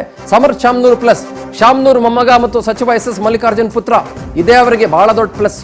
ದಶಕಗಳಿಂದ ದಾವಣಗೆರೆಯನ್ನು ಆಳ್ತಾ ಇದೆ ಶಾಮನೂರು ಕುಟುಂಬ. 6 ಟೈಮ್ಸ್ ಅನ್ಡಿಸ್ಪ್ಯೂಟೆಡ್ ಲೀಡರ್ ಶಾಮನೂರು ಶಿವಶಂಕರಪ್ಪನವರು. ಶಾಮನೂರು ಕುಟುಂಬದ ವರ್ಚಸ್ಸಿದೆ, ಅನುಕಂಪದ ಅಲೆ ಸಮರ್ಥ ಪರ ಇದೆ. ಉನ್ನತ ಶಿಕ್ಷಣ ಪಡೆದಂಥ ಯುವ ಮುಖವಾಗಿ ಮತದಾರರ ಆಕರ್ಷಣೆ ಮಾಡ್ತಾ ಇದ್ದಾರೆ. ಅಲ್ಲಿ ದೋಸೆನೂ ಉಯ್ತಾರೆ, ಅಲ್ಲಲ್ಲಿ ಬೆಣ್ಣೆ ದೋಸೆನೂ ತಿಂತಾರೆ ಸಮರ್ಥ ಶಾಮನೂರು. ಅದು ಎಷ್ಟರ ಮಟ್ಟಿಗೆ ಜನರಿಗೆ ಒಳ್ಳೇದು ಮಾಡುತ್ತೆ ಅನ್ನೋದು ನನಗೆ ಗೊತ್ತಿಲ್ಲ. ರಾಜ್ಯದಲ್ಲಿ ಕಾಂಗ್ರೆಸ್ ಸರ್ಕಾರ ಇದೆ, ಗ್ಯಾರಂಟಿಗಳ ಪ್ರಭಾವ ಇದೆ. ಹಾಗಾಗಿ ಸಾಮಾನ್ಯವಾಗಿ ಏನಾಗುತ್ತೆ, ಈ ಉಪಚುನಾವಣೆಗಳಲ್ಲಿ ಯಾವ ಪಕ್ಷ ಅಧಿಕಾರದಲ್ಲಿ ಇರುತ್ತೆ ಅವ್ರು ಗೆಲ್ಲುವ ಸಾಧ್ಯತೆ ಒಂಚೂರು ಜಾಸ್ತಿ ಇರುತ್ತೆ. ಇದೆಲ್ಲವೂ ಕೂಡ plus points. Do we have the minus points also please? Okay please ಹೋಗೋಣ ಮೈನಸ್ ಪಾಯಿಂಟ್ಸ್ಗೆ. ಮುಸ್ಲಿಂ ನಾಯಕರಿಗೆ ಅವಕಾಶ ಕೊಡಬೇಕು ಅನ್ನೋ ಒತ್ತಾಯ ಇತ್ತು, ಬಂಡಾಯ ಕೇಳಿಬಂತು. ಬಂಡಾಯ ಇನ್ನೂ ಕೂಡ ಯಾವ ಕಾರಣಕ್ಕೂ ಶಮನ ಆಗೇ ಇಲ್ಲ. ಕುಟುಂಬ ರಾಜಕಾರಣಕ್ಕೆ ಸಾದಿಕ್ ಪೈಲ್ವಾನ್ ಅಂತಹ ನಾಯಕರ ಬೇಸರವನ್ನು ವ್ಯಕ್ತಪಡಿಸಿದ್ದು. ಬೇಸರ ಇದ್ದೇ ಇರುತ್ತೆ, ಅವ್ರು ಸಪೋರ್ಟ್ ಮಾಡ್ತೀನಿ ಅಂತ ಹೇಳ್ಬಿಟ್ರೆ ಬೇಸರ ಇರೋದಿಲ್ವೇ? ಇದ್ದೇ ಇರುತ್ತೆ. ನೇರ ಚುನಾವಣಾ ರಾಜಕೀಯಕ್ಕೆ ಒಂದು ಸ್ವಲ್ಪ ಯಾಕೆ ಎಂಟ್ರಿ ಕೊಡ್ತಿದ್ದಾರೆ ಅನ್ನೋದ್ರ ಬಗ್ಗೆ ಪ್ರಶ್ನೆ ಇದೆ. ಜನರ ಜೊತೆಗೆ ಬೆರೆಯುವ ತಂತ್ರಗಾರಿಕೆಯಲ್ಲಿ ಒಂದು ಸ್ವಲ್ಪ ಹಿನ್ನಡೆ ಅನ್ನೋ ಥರದಲ್ಲಿದೆ. ಪ್ರತಿಪಕ್ಷಗಳು ಇದನ್ನು ಪರಿವಾರ ರಾಜಕಾರಣ ಅಂತ ಬಿಂಬಿಸ್ತಾ ಇದ್ದಾರೆ. ಅಲ್ಲ, ಪ್ರತಿಪಕ್ಷ ಇದನ್ನು ಪರಿವಾರ ರಾಜಕಾರಣ ಅಂತ ಕರ್ನಾಟಕದಲ್ಲಿ ಬಿಂಬಿಸೋದು ಒಂದು ಸ್ವಲ್ಪ ಕಷ್ಟ ಆಗುತ್ತೆ ಅಂತ ಅನ್ಸುತ್ತೆ. ಯಾಕಂತಂದ್ರೆ ನಾನೇನು ಬಿಡಿಸಿ ಹೇಳಬೇಕಾಗಿಲ್ಲ ನಿಮ್ಗೆ. ಇರಲಿ, ಕುಟುಂಬ ರಾಜಕಾರಣಕ್ಕೆ ಸಾದಿಕ್ ಪೈಲ್ವಾನ್ರಂತ ಹಲವು ನಾಯಕರು ಬೇಸರ ವ್ಯಕ್ತಪಡಿಸಿದ್ದಾರೆ. And Davanagere south is now witnessing nearly 25 candidates. Can you imagine? This is huge. Das ಕರಿಯಪ್ಪನವರಿಗೆ ಪ್ಲಸ್ ಸುಮಾರಿದೆ. ಶಿಸ್ತಿನ ಪಡೆ ಇದೆ. ಮೋದಿ ಹೆಸರಲ್ಲಿ ಅವರು ಓಟ್ ಕೇಳ್ತಾರೆ. ದಶಕಗಳಿಂದ ಒಂದೇ ಕುಟುಂಬದ ಆಡಳಿತ ನೋಡಿ ಮತದಾರರು ಬೇಸತ್ತಿರುವ ಸಾಧ್ಯತೆ ಇದೆ. ಬದಲಾವಣೆ ಬಯಸಿದ್ರೆ ಶ್ರೀನಿವಾಸ್ ದಾಸ್ ಕರಿಯಪ್ಪ ಅವರಿಗೆ ಖಂಡಿತವಾಗ್ಲೂ ಕೂಡ ವರದಾನವಾಗುತ್ತೆ. ಅದು ನಮಗೆ ಕಾಣಿಸ್ತಾ ಇದೆ. ಯಾಕಂದರೆ ಜಾಸ್ತಿ ಏನು ಅವರು ಹಿನ್ನಡೆ ಅನುಭವಿಸಿಲ್ಲ. ಕಾಂಗ್ರೆಸ್ ಅಭ್ಯರ್ಥಿಗೆ ಸಮನಾಗಿ ವೆಚ್ಚ ಮಾಡುವ ಆರ್ಥಿಕ ಪ್ರಾಬಲ್ಯವೂ ಕೂಡ ಅವರಿಗಿದೆ. ಹಿಂದುತ್ವದ ಆಧಾರದ ಮೇಲೆ ಮತಗಳನ್ನು ಧ್ರುವೀಕರಿಸೋದಕ್ಕೆ BJP ತಂತ್ರ ರೂಪಿಸ್ತಾ ಇದೆ. ಕೃಷಿ ಮತ್ತು ಉದ್ಯಮ ಹಿನ್ನೆಲೆ ಉಳ್ಳಂಥ BJPಯ ಬಹಳ ನಿಷ್ಠಾವಂತ ನಾಯಕರಾಗಿ ಅವರು ಗುರುತಿಸಿಕೊಂಡಿದ್ದಾರೆ ಶ್ರೀನಿವಾಸ್ ದಾಸ ಕರಿಯಪ್ಪನವರು. ಮೈನಸ್ ಇದೆ. ಕ್ಷೇತ್ರದಲ್ಲಿ ದಿವಂಗತ ಶಾಮನೂರು ಶಿವಶಂಕರಪ್ಪನವರ ಕುಟುಂಬದ ಬೇರುಗಳು ಬಹಳ ಆಳವಾಗಿ ಬೇರೂರಿದ್ದಾವೆ. SS ಮಲ್ಲಿಕಾರ್ಜುನ್ ಇದ್ದಾರೆ. ಪ್ರಭಾ ಮಲ್ಲಿಕಾರ್ಜುನನ್ನು ಫೇಸ್ ಮಾಡೋದು ಅಷ್ಟೊಂದು ಸುಲಭ ಇಲ್ಲ. ಹಿರಿಯ ನಾಯಕರು ಮನಸ್ಪೂರ್ವಕವಾಗಿ ಪ್ರಚಾರದಲ್ಲಿ ತೊಡಗಿಸ್ಕೊಂಡಿಲ್ಲ ಅನ್ನೋ ಥರದಲ್ಲಿ ಜನ ಮಾತಾಡ್ತಾ ಇದ್ದಾರೆ, ಗೊತ್ತಿಲ್ಲ. ದಕ್ಷಿಣದಲ್ಲಿ ನಿರ್ಣಾಯಕವಾಗಿರುವ ಮುಸ್ಲಿಂ ಮತಗಳು BJPಗೆ ಕಷ್ಟ ಇದೆ. ಕ್ಷೇತ್ರದಲ್ಲಿ ದಿವಂಗತ ಶಾಮನೂರು ಶಿವಶಂಕರಪ್ಪನವರ ಕುಟುಂಬದ ಬೇರುಗಳು ಇದ್ದೇ ಇದ್ದಾವೆ. ನಾನು ಇನ್ಫ್ಯಾಕ್ಟ್ ಕಳೆದ 6 ಏನೋ ಏನು ಹೇಳ್ತಾರೆ ಅದಕ್ಕೆ, ಒಂದು 6 ಟರ್ಮ್ಸ್, 6 ಟರ್ಮ್ಸ್ ಇದೆಯಲ್ಲ, ಆ 6 ಟರ್ಮ್ಸ್ 2008 ಅದಕ್ಕಿಂತ ಹಿಂದಿಂದು ಅದಾದಮೇಲೆ ಅದೆಲ್ಲ ಗಮನಿಸ್ತಾ ಇದ್ದೆ. ಏನು BJP ಏನು ಟಕ್ಕರ್ ಕೊಟ್ಟಿಲ್ಲ, ಫೈಟ್ ಕೊಟ್ಟೇ ಇಲ್ಲ ಅಂತೇನಿಲ್ಲ. ಅಲ್ಲಿ ಒಂದೊಂದ್ಸಲ 35,000 ಓಟ್ಗಳನ್ನು ಪಡೆದುಕೊಂಡಿದೆ. JDS ಒಂದ್ಸಲ 19,000 ಓಟ್ಗಳನ್ನು ಕೂಡ ಪಡೆದುಕೊಂಡಿದೆ. ಇದೆ, ಇಲ್ಲ ಅಂತಿಲ್ಲ. ಅವಾಗ ಅವರಿಬ್ಬರು ಒಂದಾಗಿರಲಿಲ್ಲ. ಅವಾಗ ಏನಾದರೂ ಒಂದಾಗಿದ್ದಿದ್ರೆ ಈ ರಿಜಾಯಿಮ್ ಅಂತ ನಾವೇನು ಕರಿತೀವಿ, ಶಾಮನೂರು ಶಿವಶಂಕರಪ್ಪನವರ ಕುಟುಂಬದ ರಿಜಾಯಿಮ್ ಅಂತ ಏನು ಕರಿತೀವಿ, ಅದನ್ನು ಬಹುಶಃ ಅವಾಗಲೇ ಅಂತ್ಯಗೊಳಿಸ್ಬೋದಾಗಿತ್ತು ಏನೋ. But this is where it gets interesting. ಈ 10% ಅದರ್ಸ್ ಇದ್ದಾರಲ್ಲ, ಒಂದು ಸ್ವಲ್ಪ ಭಾಳ ಹೊಡೆತ ಕೊಡುವ ಸಾಧ್ಯತೆ ಇದೆ. ನನಗೆ ಒಂದು ಸ್ವಲ್ಪ ಸಮಯದ ಅಭಾವ ಇದೆ ಅಂತ ಭಾವಿಸ್ತಾನೆ. ಕ್ವಿಕ್ಲಿ ನಾನು ರವೀಂದ್ರ ರೇಷ್ಮೆ ಸರ್ಗೆ ಹೋಗ್ಬಿಡ್ತೇನೆ. Sir, quick analysis on this please, ದಯವಿಟ್ಟು. ದಾವಣಗೆರೆಯ ಸನ್ನಿವೇಶ ಬಹಳ ವಿಶಿಷ್ಟವಾಗಿದೆ. ಕರ್ನಾಟಕದ ರಾಜಕೀಯ ಚರಿತ್ರೆಯಲ್ಲಿ ಯಾವತ್ತೂ ಕೂಡ ತನ್ನ ವೋಟ್ ಬ್ಯಾಂಕ್ ಅಂತ ಭಾವಿಸ್ಕೊಂಡ್ರು ಕಾಂಗ್ರೆಸ್ ಪಕ್ಷ. ತನ್ನ ಅತ್ಯಂತ ನಿಷ್ಠಾವಂತ ವೋಟ್ ಬ್ಯಾಂಕ್, 100ಕ್ಕೆ 100% ನಮಗೆ ವೋಟ್, ನಮ್ಮ ಬುಟ್ಟಿಗೆ ಬೀಳುತ್ತೆ ಅಂತ ನಂಬ್ಕೊಂಡಿದ್ದ ಮುಸ್ಲಿಂ ಮತದಾರರು ಇದೇ ಮೊದಲ ಬಾರಿಗೆ ಕಾಂಗ್ರೆಸ್ ಪಕ್ಷಕ್ಕಾಗಲ್ಲ, ತಮ್ಮ ರಾಜಕೀಯ ಅಸ್ಮಿತೆಗಾಗಿ ಧ್ವನಿ ಎತ್ತಿರೋದು. ಆ ಮುಸ್ಲಿಮರ ಬಂಡಾಯ ಇದೆಯಲ್ಲ, ಬಹುಶಃ ಭಾರತದ ಧಾರ್ಮಿಕ ಅಲ್ಪಸಂಖ್ಯಾತ ರಾಜಕಾರಣದಲ್ಲಿ ಒಂದು ಹೊಸ ದಿಕ್ಕನ್ನು ತೋರಿಸುವಾಗಿದೆ. 2 ದಿನಗಳ ಹಿಂದೆ ಅವರೊಂದು ಮನವಿ ಪತ್ರವನ್ನು ತಯಾರು ಮಾಡಿದ್ದಾರೆ. ಅದಕ್ಕೆ ಸಹಸ್ರಾರು ಜನ ಮುಸ್ಲಿಮರು ರಾಜ್ಯಾದ್ಯಂತ ಗಣ್ಯಾತಿಗಣ್ಯ ವ್ಯಕ್ತಿಗಳ ಇದು ಅನುಮೋದನೆ ಕೂಡ ಪಡ್ಕೊಳ್ತಾ ಇದ್ದಾರೆ. ನಿಮ್ಮ ಸಿಗ್ನೇಚರ್ ಹಾಕಿ, ಡಿಜಿಟಲ್ ಸಿಗ್ನೇಚರ್ ಹಾಕಿ ಅಂತ ಕ್ಯಾಂಪೇನ್. ಅದ್ರ ಒಕ್ಕಣಿಕೆ ನೋಡಿದ್ರೆ ಇವತ್ತು ಮುಸಲ್ಮಾನರಲ್ಲಿ ಕೂಡ ರಾಜಕೀಯ ಪ್ರಜ್ಞೆ ಎಷ್ಟು ಮಟ್ಟಿಗೆ ಜಾಗೃತವಾಗಿಬಿಟ್ಟಿದೆ ಅಂತ. ಆ ಯಜಮಾನರಿದ್ರು, ಅವ್ರ ಅಜಾತ ಶತ್ರು ತರ ಇದ್ರು. ಶಾಮನೂರ್ ಶಿವಶಂಕರಪ್ಪನವ್ರದ್ದು ಅವ್ರು ನೋಡಿ 20 ವರ್ಷ ಕಾಂಗ್ರೆಸ್ ಪಕ್ಷದ ಪರ್ಮನೆಂಟ್ ಖಜಾಂಚಿ ಆಗಿದ್ರು. ಆದ್ರೂ ಅವ್ರಿಗೆ MLA ಆಗ್ಲಿಕ್ಕೆ 65ನೇ ವಯಸ್ಸುವರೆಗೂ ಕಾಯ್ಬೇಕಾಯ್ತು. ಅವ್ರು ಒಂದ್ ಕಡೆ ಕಾಂಗ್ರೆಸ್ ಪಕ್ಷದಲ್ಲಿ KH ರಂಗನಾಥ್, ಜಾಫರ್ ಶರೀಫ್ ಇವ್ರನ್ನೂ ಜೊತೆಗೆ ಇಟ್ಕೊಂಡಿರ್ತಿದ್ರು. ಕೊಂಡಯ್ಯ, ಕಾಗೋಡು ತಿಮ್ಮಪ್ಪ ಇವರೆಲ್ಲ ಅವರ ಸಂಜಯ್ ಸ್ನೇಹಿತರು. ಮತ್ತೊಂದ್ ಕಡೆ ಜಾರ್ಜ್ ಫರ್ನಾಂಡಿಸ್, ಜಯೇಶ್ ಪಟೇಲ್ ಅವ್ರು ಜನತಾ ಪರಿವಾರದವರು, ಅವರು ಇವ್ರಿಗೆ ಅತ್ಯಂತ ಆಪ್ತರಾಗಿದ್ರು. ಅಂಥ ವ್ಯಕ್ತಿತ್ವ ಇತ್ತು, ನಿಜ. ಆಯ್ತು, ಯಜಮಾನ್ರಿಗೆ ನಾವು ಇಷ್ಟು 30 ವರ್ಷ ಬಿಟ್ಕೊಟ್ವಿ, ಈ ಸಾರಿ ಅದ್ರ ನಮ್ಗೆ ಕೊಡ್ಬೋದಾಗಿತ್ತು, 74,000 ಮತಗಳು ನಮ್ದಿದೆ ಅಂತ ಆ ಭಾವನೆ ಶುರು ಆಯ್ತು. ಸಾದಿಕ್ ಪೈಲ್ವಾನ್ ಸೆಡ್ ಹೊಡೆದ್ಬಿಟ್ಟು ಏನು ಬಂದ್ರು. ನಾವೆಲ್ಲ ಚಿಕ್ಕವರಿದ್ದಾಗ ಈ ಕುಸ್ತಿ ಪಂದ್ಯ, ದೇಶಿ ಕುಸ್ತಿ ಪಂದ್ಯಾವಳಿಗಳು ನಡೀತಾ ಇದ್ವು.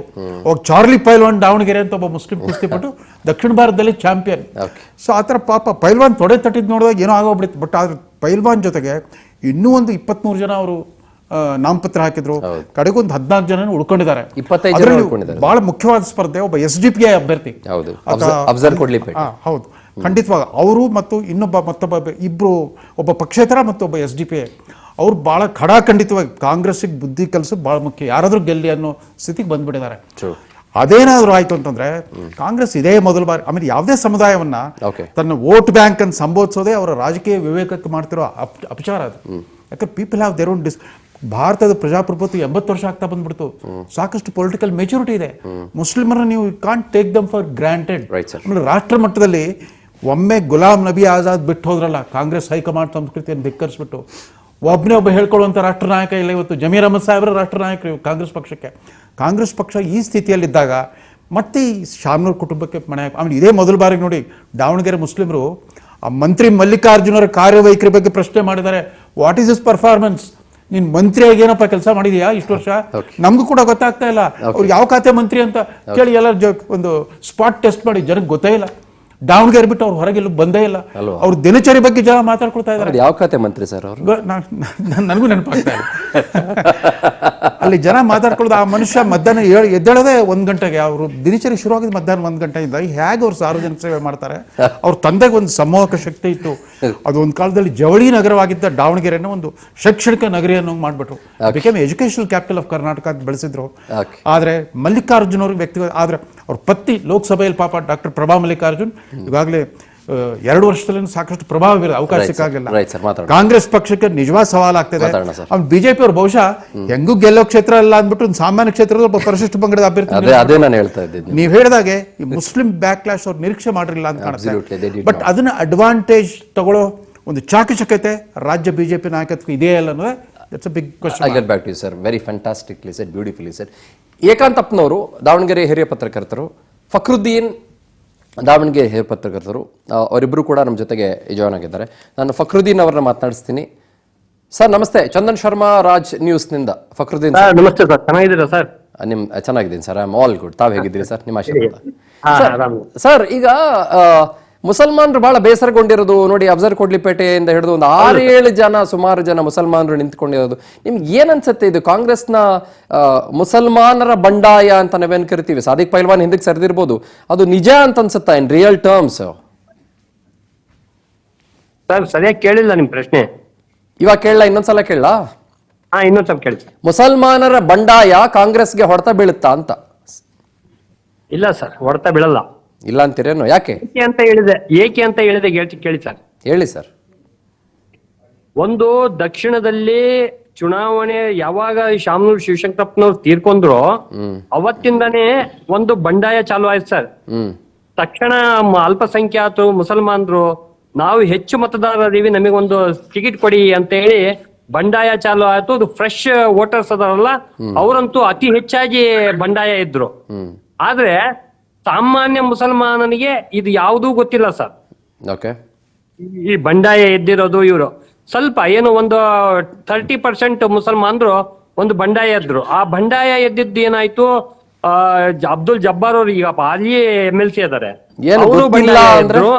ಆಮೇಲೆ ಸಾದಿಕ್ ಪೈಲ್ವಾನ್ ಎದ್ದು ಏನು ಮುಖಂಡರು ಅಲ್ಪಸಂಖ್ಯಾತರ ಮುಖಂಡರು ಅಂತ ಏನು ಅನಿಷ್ಕಂಡರು ಅವರೆಲ್ಲರೂ ಬಂಡಾಯ ಎದ್ದಿ ಅಲ್ಪಸಂಖ್ಯಾತರಿಗೆ ಯಾರಿಗಾರವಾಗ್ಲಿ ಒಬ್ರಿಗೆ ಕಾಂಗ್ರೆಸ್ ಟಿಕೆಟ್ ಕೊಡ್ರಿ ನಾವು ಗೆಲ್ಲಿಸ್ಕೊಂಡ್ ಬರ್ತೀವಿ ಅನ್ನೋ ಒಂದು ವೇದಿಕೆಯನ್ನ ಸ್ಟಾರ್ಟ್ ಮಾಡ್ಕೊಂಡ್ರು ಸರ್. ಅಲ್ಲಿದ್ದ ಏನಾಯ್ತು, ಜಬ್ಬಾರ್ ಅವರು ನ್ಯೂಟ್ಲ್ ಆದ್ರು ಸರ್. ನ್ಯೂಟ್ಲ್ ಆದ್ರು ಅಂದ್ರೆ AICC ಅವರಿಗೆ ಕರೆ ಮಾಡ್ತೈತಿ, ಹಿಂಗ ನೀವು ಈ ಪಕ್ಷದಲ್ಲಿ ಇದೀರಿ, MLC ಇದೀರಿ, ತಾವು ಸುಮ್ಕಿದ್ ಬಿಡಿ ಹಾಗೆ ಅಂತ ಅವರಲ್ಲಿ ಹೇಳಿದಾಗ ಅವರು ನ್ಯೂಟ್ಲ್ ಆಗ್ತಾರ. ಇನ್ನು ಬಂಡಾಯ ಎದ್ದಿರ್ತಕ್ಕಂಥ ವ್ಯಕ್ತಿ ಸಾದಿಕ್ ಪೈಲ್ವಾನ್ ಕೊನೆಯವರೆಗೂ ನಾನು ಕಣದಲ್ಲೇ ಉಳಿತೀನಿ ಅಂತ ಹೇಳಿ ಅಲ್ಪಸಂಖ್ಯಾತರಿಗೆ ಮಾತು ಕೊಡ್ತಾರೆ ಸರ್. ಅವರು ಅಲ್ಲಿ ಸಾವಿರಾರು ಜನ ಅವ್ರ ಮನೆ ಕಡೆ ಸೇರ್ತಾರೆ. ಅವರು ಸಾವಿರಾರು ಜನ ಬೆಂಬಲಿಗಳೊಂದಿಗೆ ಮತ್ತೆ ಇದಕ್ಕೆ ಹೋಗಿ ನಾಮಿನೇಷನ್ ಮಾಡ್ತಾರೆ, ಅಭ್ಯರ್ಥಿಯಾಗಿ ನಾಮಿನೇಷನ್ ಮಾಡ್ತಾರೆ. ನನಗೆ ಕೊನೆ ಗಳಿಗೆಯಲ್ಲಿ ನನಗೆ ಸಿಗುತ್ತೆ ಅನ್ನೋದೊಂದು ಆಶ್ವಾಸನೆಯೂ ಸಹ ವ್ಯಕ್ತಪಡಿಸ್ತಾರೆ. ಆದ್ರೆ ಕೊನೆ ಗಳಿಗೆಯಲ್ಲಿ ಅವರು ಕಣದಲ್ಲಿಂದ ವಾಪಸ್ ಅಂದ್ರೆ ಅವ್ರಿಗೆ ತೆಗಿಯಕ್ ಆಗಲ್ಲ. ಆ ಟೈಮ್ನಲ್ಲಿ ಏನು ರಾಜ್ಯ ನಾಯಕರು ಬಂದು ಇವರು ಮನವೊಲಿಸೋ ಸಂದರ್ಭದಲ್ಲಿ ಅವರಿಗೆ ಸಮಯನೇ ಮುಗಿದೋಗ್ಬಿಡುತ್ತೆ 3 ಗಂಟೆ. ಆದ್ರೆ ಕಣದಲ್ಲಿ ಉಳಿದ್ರು ಅಂತ ಹೇಳಿ ಅಲ್ಪಸಂಖ್ಯಾತರೆಲ್ಲ ಖುಷಿ ಆಗ್ತಾರ ಸರ್. ಖುಷಿ ಆಗಿದ ತಕ್ಷಣ ಏನಾಯ್ತು, ಪಕ್ಕ ನಾವು ಅಲ್ಪಸಂಖ್ಯಾತರೆಲ್ಲರೂ ಒಗ್ಗೂಟಾಗಿ ನಾವು ಸಾದಿಕ್ ಪೈಲ್ವಾನ್ ಗೆಲ್ಸಬೇಕು ಅಂತ ಹೇಳಿ ಒಂದು ಹರ್ಷದ ಒಂದು ಮನೋಭಾವದಿಂದಾನೇ ಎಲ್ಲರೂ ಹೋಗ್ತಾರೆ. ತಿರುಗ್ ಮಾರನೇ ದಿವಸ ಏನೇನಾಯ್ತು ಅಂತ ಎಲ್ಲಾ ಬೆಳವಣಿಗೆಗಳು ತಮಗೆಲ್ಲ ಗೊತ್ತಿದೆ. ಆದ್ರೆ ಇವತ್ತಿನ ಪರಿಸ್ಥಿತಿ ಏನಾಗಿದೆ ಅಂದ್ರೆ ಅಲ್ಪಸಂಖ್ಯಾತನಿಗೆ ಕಾಂಗ್ರೆಸ್ಸಿಗೆ ಹಾಕಕ್ಕೆ ಮನಸ್ಸಿಲ್ಲ, ಆದ್ರೆ ಬಿಜೆಪಿ ಗೆಲ್ಸಕ್ಕೂ ಮನಸ್ಸಿಲ್ಲ ಸರ್. ಈ ಎರಡು ದೋಣಿ ಮೇಲೆ ಈ ತರ ಕಾಲಿಟ್ಟ ಸರ್. ಆದ್ರೆ ಕೊನೆ 2-3 ದಿವಸನು ಅವನ ನಿರ್ಧಾರ ಏನಾಗುತ್ತೆ ಅಂತ ಇವತ್ತು ನಾವು ಸ್ವಲ್ಪ ಆ ಭಾಗದಲ್ಲಿ ಸ್ವಲ್ಪ ಒಡನಾಟ ಮಾಡಿ ಅಲ್ಲಿ ಮತದಾರನ ಕೇಳಿದಾಗ ಅವ್ರು ಹೇಳೋದು ಒಂದೇ, ನಮಗ್ ಪರ್ಯಾಯ ಬೇಕು, ಆದ್ರೆ ಬಿಜೆಪಿ ತರನಾ? ಹೌದು, ಪರ್ಯಾಯ ಬೇಕು, ಕಾಂಗ್ರೆಸ್ಗೆ ಹಾಕನ, ಮತ್ತೆ ಏನ್ ಮಾಡ್ತೀರಪ್ಪ ಅಂತ ಪ್ರಶ್ನೆ ಮಾಡಿದಾಗ ಅನಿವಾರ್ಯ ಏನು ಮಾಡಕ್ಕಾಗಲ್ಲ. ಮತ್ತೆ SDPI ಅಂತ ಹೇಳಿ ಅದು ಬಹಳ ಜೋರ್ ಪ್ರಚಾರ ಮಾಡ್ತಾ ಇದೆ ಒಂದ್ ಕಡೆ, ಈ ಸತಿ ನಮಗೆ ನಾವು ಸಪೋರ್ಟ್ ಕೊಡ್ರಿ ಅಂತ. ಒಂದ್ ಕಡೆ ಏನು ಪಕ್ಷೇತರ ಅಭ್ಯರ್ಥಿಯಾಗಿ ನಿಂತಿರ್ತಕ್ಕಂತ ಖಾದಿರ್ ಆದಿಲ್ ಪಾಷಾ ಅಂತ ಹೇಳಿ ವಜ್ರದ ಗುರುತಿಗೆ ಇಂಡಿಪೆಂಡೆಂಟ್ ಆಗಿ ನಿಂತಾನ. ಒಂದ್ ಕಡೆ ಪ್ರಚಾರ CM ಇಬ್ರಾಹಿಂ ಒಂದ್ ಕಡೆ ಪ್ರಚಾರ ಮಾಡ್ತಾ ಇದಾರೆ ಅದನ್ನ ಪರವಾಗಿ. ಕೊನೆಗಳಿಗೆಯಲ್ಲಿ ಮತದಾರನ ಮತ್ತೆ ಒಂದು ಮಾತು ಏನ್ ಹೇಳ್ತಾನ, ಇವ್ರಿಬ್ಳರು ನಾವು ಹಾಕಿ ಹಂಚಿಕೆ ಆದ್ರೆ ಮತ್ತೆ ಬಿಜೆಪಿ ಬರೋ ಚಾನ್ಸಸ್ ಐತಿ ಅನ್ನೋ ಮತದಾನದಲ್ಲಿ ಆತಂಕ ಇದೆ. ಇವತ್ತು 90 ಅಲ್ಪಸಂಖ್ಯಾತರು ಬಹಳಷ್ಟು ಅಲ್ಪಸಂಖ್ಯಾತರು JDS ಅನ್ನ ನೆನೆಸ್ಕೊಂತ ಇದಾರೆ ಸರ್. JDS ನಮಗೆ ಇವತ್ತು ಬೇಕಿತ್ತು, ಪ್ರಾದೇಶಿಕ ಪಕ್ಷಗಳು ಬೇಕಿತ್ತು ಅನ್ನೋದು ಒಂದು ನೆನೆಸ್ಕೊಂತಾರೆ.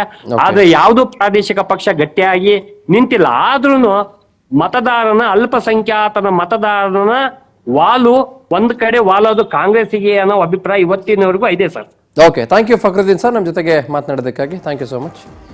ನನಗೆ ಆಕ್ಚುಲಿ ಒಂದು ಸ್ವಲ್ಪ ಕನ್ಫ್ಯೂಸ್ ಆಗ್ಬಿಡುತ್ತೆ ಫಕ್ರುದ್ದೀನ್ ಅವ್ರು ಮಾತನಾಡ್ತಾ ಇದ್ದಾಗ. ಅವ್ರು ಇಲ್ಲ ಅಂತ ಅಂದ್ಬಿಟ್ರು ಸ್ಟಾರ್ಟಿಂಗ್ ಒಂದು ಮಾತು ಹೇಳಿದ್ರು ಸರ್. ಒಂದು ನಿಮಿಷ, ಕರ್ನಾಟಕದಲ್ಲಿ ಮುಸ್ಲಿಮರು ಬಂದ್ಬಿಡ್ತೀನಿ ಸರ್. ಕಾಂಗ್ರೆಸ್ಗೆ ಯಾಕೆ ವೋಟ್ ಹಾಕ್ತಾರೆ? ಕಾಂಗ್ರೆಸ್ ಗೆಲ್ಲಿಸ್ಲಿಕ್ಕಲ್ಲ, ಬಿಜೆಪಿನ ಸೋಲಿಸ್ಲಿಕ್ಕೆ. ಅದಕ್ಕೆ ಬರ್ತೀನಿ. ನನಗೆ ಫಕ್ರುದ್ದೀನ್ ಅವ್ರ ಮಾತುಗಳು ಸ್ವಲ್ಪ ನಾನೇ ಸರಿಯಾಗಿ ಕೇಳಿಸ್ಕೊಂಡಿಲ್ವೋ ಅಥವಾ ನನಗೆ ಗೊತ್ತಿಲ್ಲ. I was little confused. ಅವ್ರು ಇಲ್ಲ ಅಂತಂದ್ರು, ಆಮೇಲೆ JDS ನೆನ್ಸ್ಕೊಂತಾರೆ ಅಂತಂದ್ರು, ಆಮೇಲೆ ಲಾಸ್ಟ್ 2-3 ದಿನದಲ್ಲಿ ಏನಾಗುತ್ತೋ ಗೊತ್ತಿಲ್ಲ ಅಂತಂದ್ರು, SDPI ಭಾಳ ಹೋರಾಟ ಮಾಡ್ತಿದೆ ಅಂತಂದ್ರು. ಇರಲಿ, ತೊಂದರೆ ಇಲ್ಲ. ಓಕೆ, ನಾನು ಫಕ್ರುದ್ದೀನ್ ಅವ್ರಿಗೆ ಥ್ಯಾಂಕ್ಸ್ ಹೇಳ್ತೀನಿ, ಅವ್ರಿಗೆ ನಮಸ್ಕಾರ ಹೇಳ್ತೀನಿ.